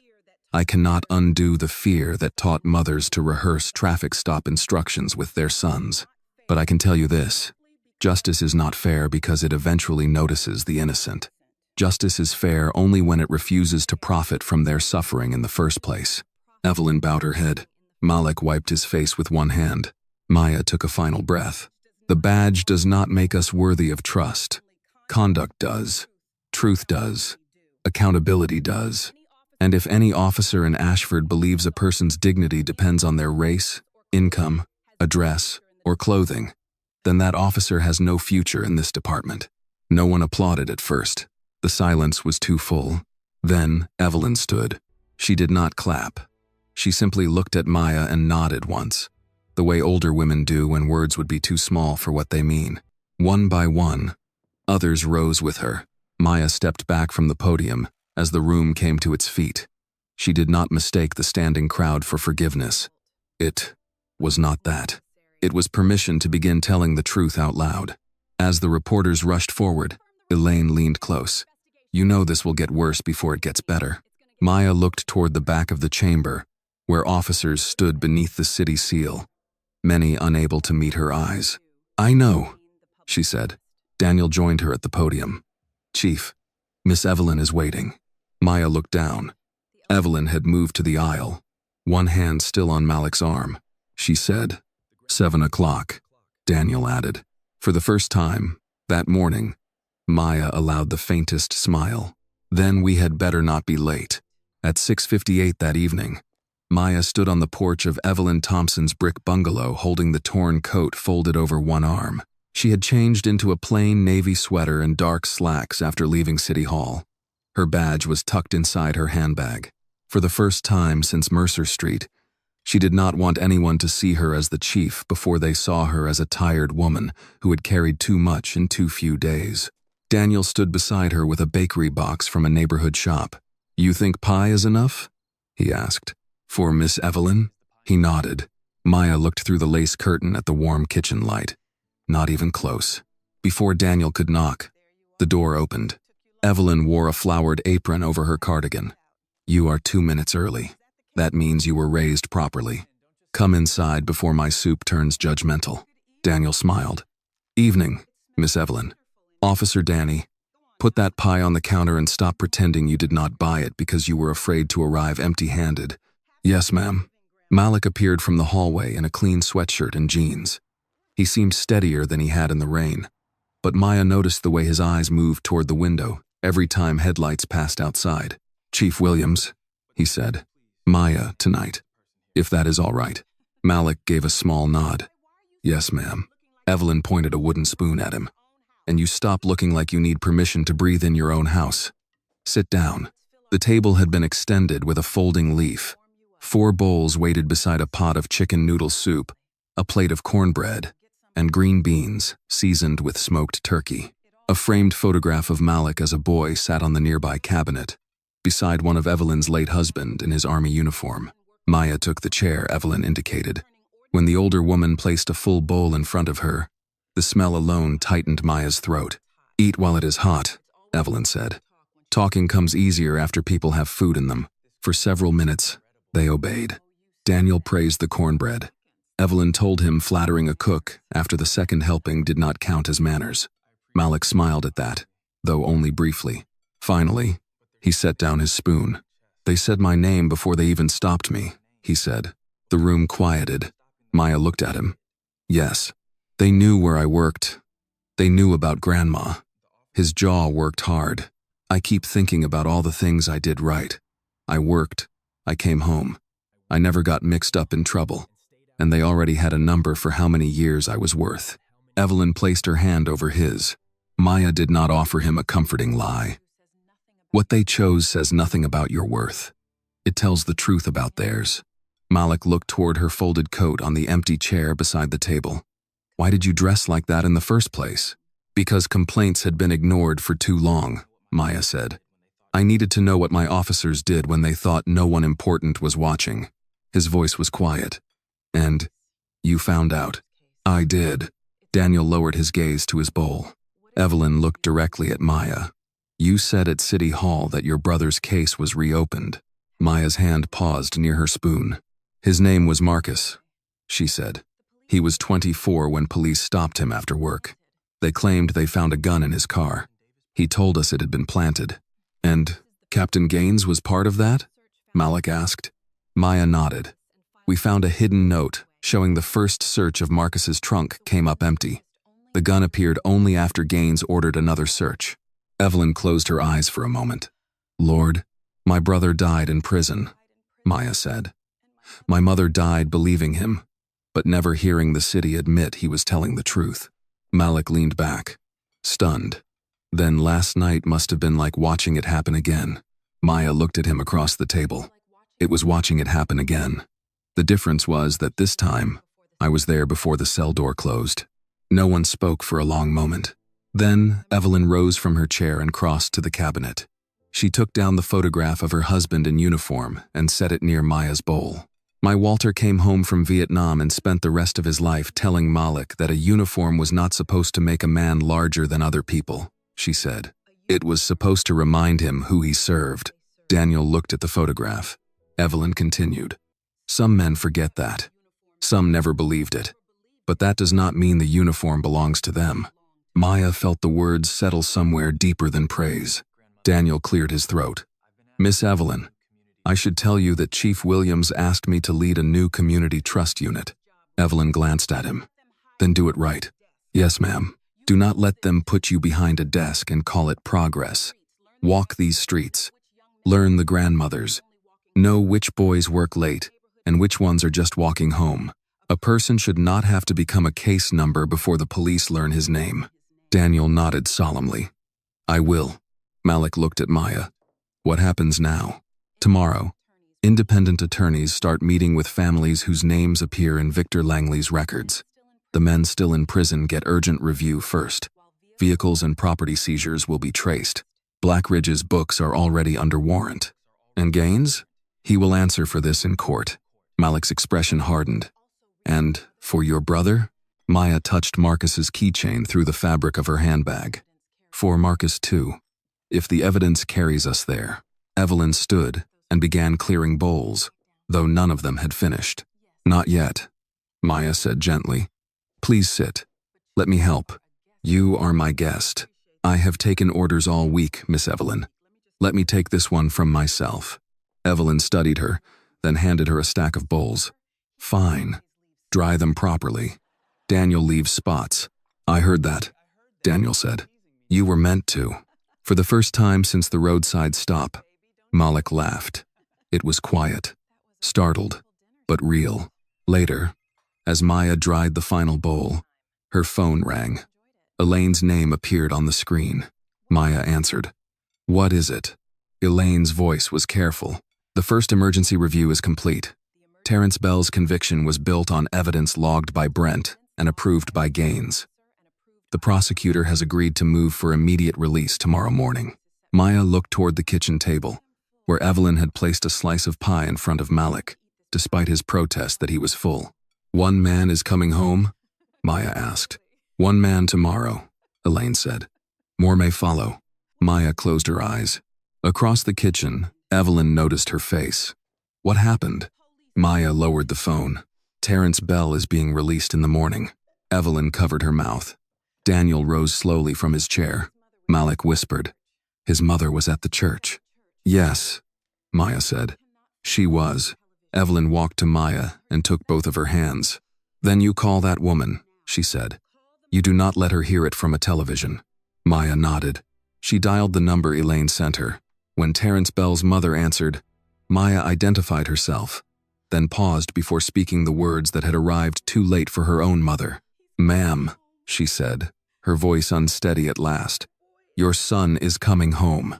At 9 the next morning, Maya stood outside the county detention center with Terrence Bell's mother. Lillian Bell was 63, small and straight-backed, wearing a purple church coat buttoned carefully to her chin. She held a folded wool jacket in both hands, the kind a mother brings when she has spent the night afraid to believe good news. You said 9 o'clock, Lillian murmured, looking at the locked doors. It is 3 minutes past. Maya understood. When someone had waited 2 years for a son who should never have been taken, 3 minutes could feel like one more betrayal. The release order was signed. Maya said gently, He is coming. Lillian gave a shaky nod. Terrence kept telling me the drugs were not his. I told him I believed him. But belief does not open a prison door. No, Maya said. It does not. Daniel stood a respectful distance away with Malik and Evelyn. Malik had asked to come after hearing the news. He needed to see proof that a life could be returned before it was completely lost. The detention center doors opened. A corrections officer stepped out first. Behind him came a tall black man in state-issued clothes, carrying a clear plastic bag containing a wallet, a belt, and a pair of worn work boots. Terrence Bell stopped beneath the doorway. His eyes searched the parking lot until they found his mother.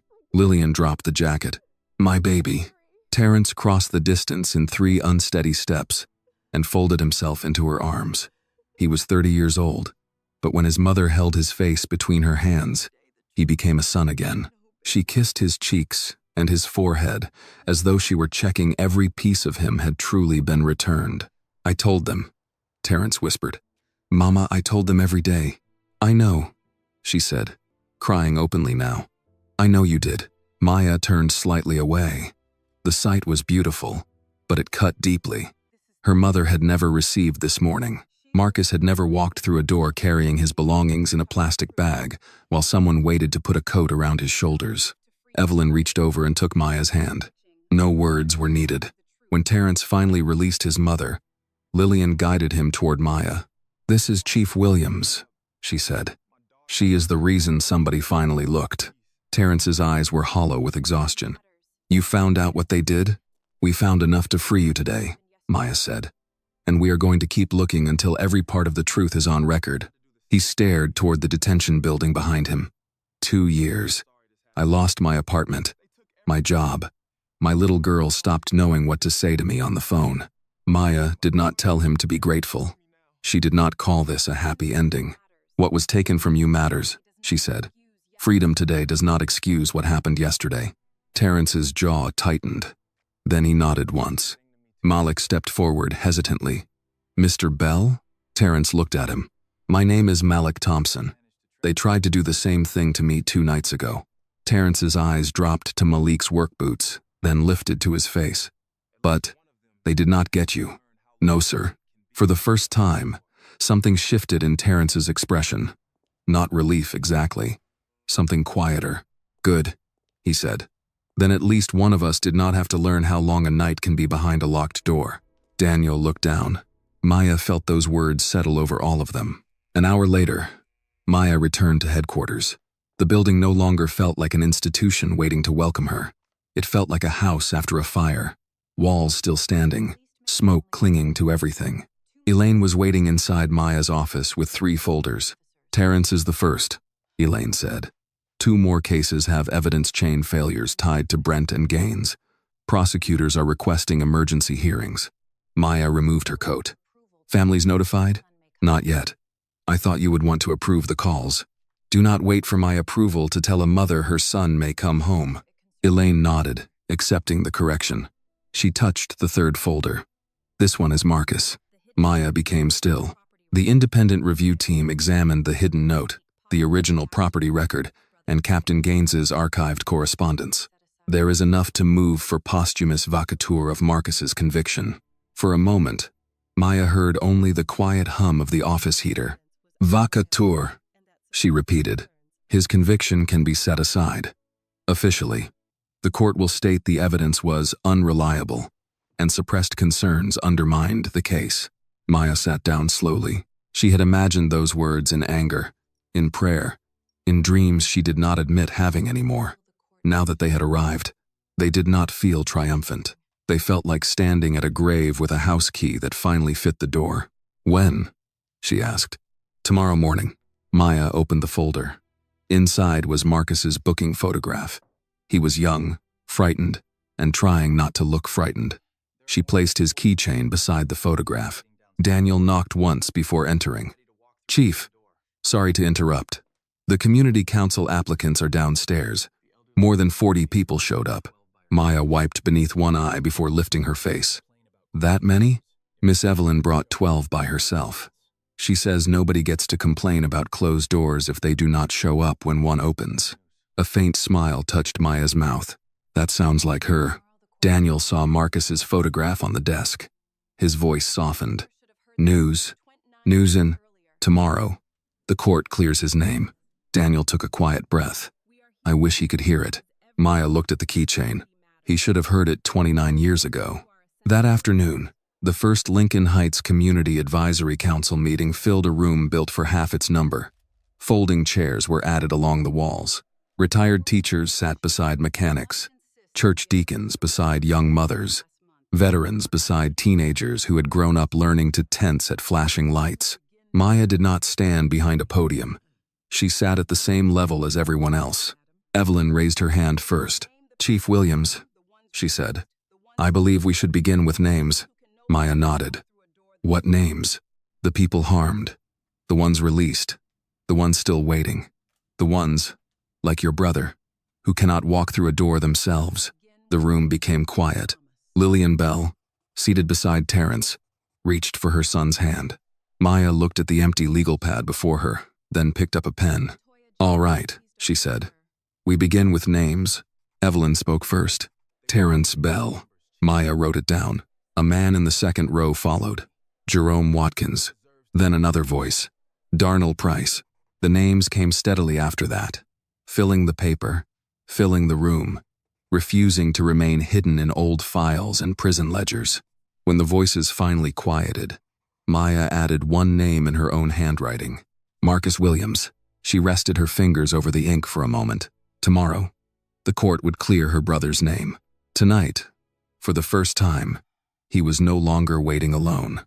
3 months later, spring arrived quietly on Mercer Street. The dirty banks of snow were gone. Rain had washed the pavement clean, and the first green shoots pushed through cracks near the curb. The old Mercer textile building still stood empty, its boarded windows unchanged, but the sidewalk beneath its awning no longer looked abandoned. Every evening, New Hope Baptist Church rolled out 2 folding tables beneath a new canopy. One held coffee, chicken noodle soup, bottled water, and peanut butter sandwiches wrapped in plastic. The other held thermal blankets, clean socks, hand warmers, and brochures for veterans' housing and emergency shelter. Mounted beside the tables was a small metal plaque. "Justice means no one is profitable in chains." Maya stood across the street for a moment before walking over. She wore no uniform and had brought no press officer, no driver, no escort. Over her blouse, she wore the same coat from the night Brent Mallory had kicked her bucket across the snow. The fabric had been cleaned. Evelyn had insisted on repairing the torn shoulder herself, saying a coat that survived such a night deserved decent stitching. The scars in Maya's ribs had faded. The ones beneath them had not. At the soup table, Malik Thompson was filling foam cups while his grandmother directed traffic from a folding chair. "Not so much broth, baby," Evelyn told him. "Give Mr. Brooks some chicken. That man did not come all this way for hot water." An elderly black veteran in a canvas jacket laughed. "Miss Evelyn, I would not argue with you if you gave me a cup of steam. That is because the Army taught you discipline." "No, ma'am. My wife taught me that." A few feet away, Daniel Reyes knelt beside a middle-aged man with a backpack, helping him complete an application for temporary housing. Daniel now wore the insignia of the Civil Rights and Community Trust Unit, but his trunk still held the same blankets and bottled water he had carried before anyone offered him a promotion. He noticed Maya first. "Chief," he said, rising. Evelyn turned. Her face softened, though her voice stayed firm. "You are late." Maya glanced at her watch. "By 1 minute. 1 minute is late when soup is involved." Malik looked up from the table. For an instant, his smile faltered at the sight of the coat. The memory was still there. Rain striking his Honda, Brent's hand inside his car. The bag that could have cost him 8 to 12 years. Then he reached for a fresh cup. "Chief Williams," he said, "I believe I owe you something." Maya approached the table. "You do not owe me anything, Malik." He held out the soup. "The first time I gave you one, you never got to finish it." She accepted the cup with both hands. Warmth moved into her fingers. "Thank you." Evelyn looked Maya over carefully. "You eating properly?" "I am improving." "That means no." Daniel hid a smile. Malik had changed in ways both hopeful and sad. He still wore work boots marked with grease from Jefferson Auto Repair, but a new patch had been sewn onto his jacket. Automotive Diagnostic Trainee. A community restitution fund had covered his certification course after the city council approved the first emergency relief package for families harmed by the conspiracy. His old blue Honda was parked nearby. It had a replacement taillight now, brighter than the other one. From the rearview mirror hung a handwritten card in Evelyn's neat script. "Come home safe." Maya noticed it and became very still. Malik followed her gaze. Grandma put it there after that night. Evelyn folded her hands over her purse. "I wanted him to see it every time he started that car." Maya slipped one hand into her coat pocket and closed her fingers around Marcus's keychain. "Those are good words," she said. Evelyn's eyes held hers. "They mean more when someone makes sure they are possible." For a while, no one spoke. Across town, Marcus Williams's conviction no longer existed as a legal truth. The court had vacated it 2 months earlier, citing suppressed evidence and misconduct serious enough to undermine the entire case.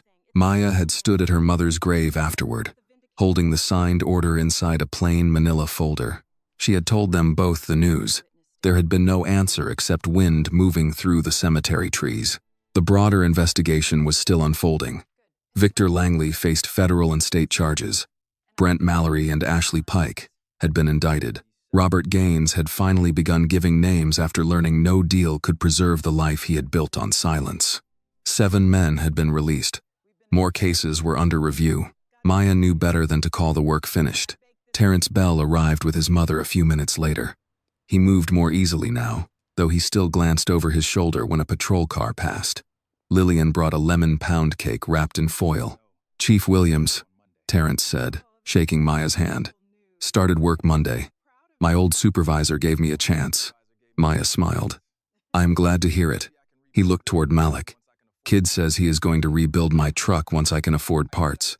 Malik called from behind the soup table. "I said I would diagnose it. Rebuilding costs extra." Terrence laughed. It was a small sound, but Maya understood how much freedom it contained. As dusk settled, porch lights appeared along the neighborhood. Daniel helped stack extra blankets beneath the canopy. Evelyn packed 2 containers of soup for Maya to take home and refused to listen when Maya objected. Finally, Malik picked up his keys. "Grandma, ready?" Evelyn rose slowly, accepting his arm. "I was ready before you stopped talking." He opened the passenger door of the Honda for her. Before climbing in, he turned toward Maya. "Good night, Chief." "Good night, Malik. Drive safely." "I will." The Honda's engine coughed once, then settled into a steady rumble. Maya watched it pull away from Mercer Street, taillights glowing red as it turned toward Delaney Avenue and the small brick home where Evelyn's porch light would guide it into the driveway.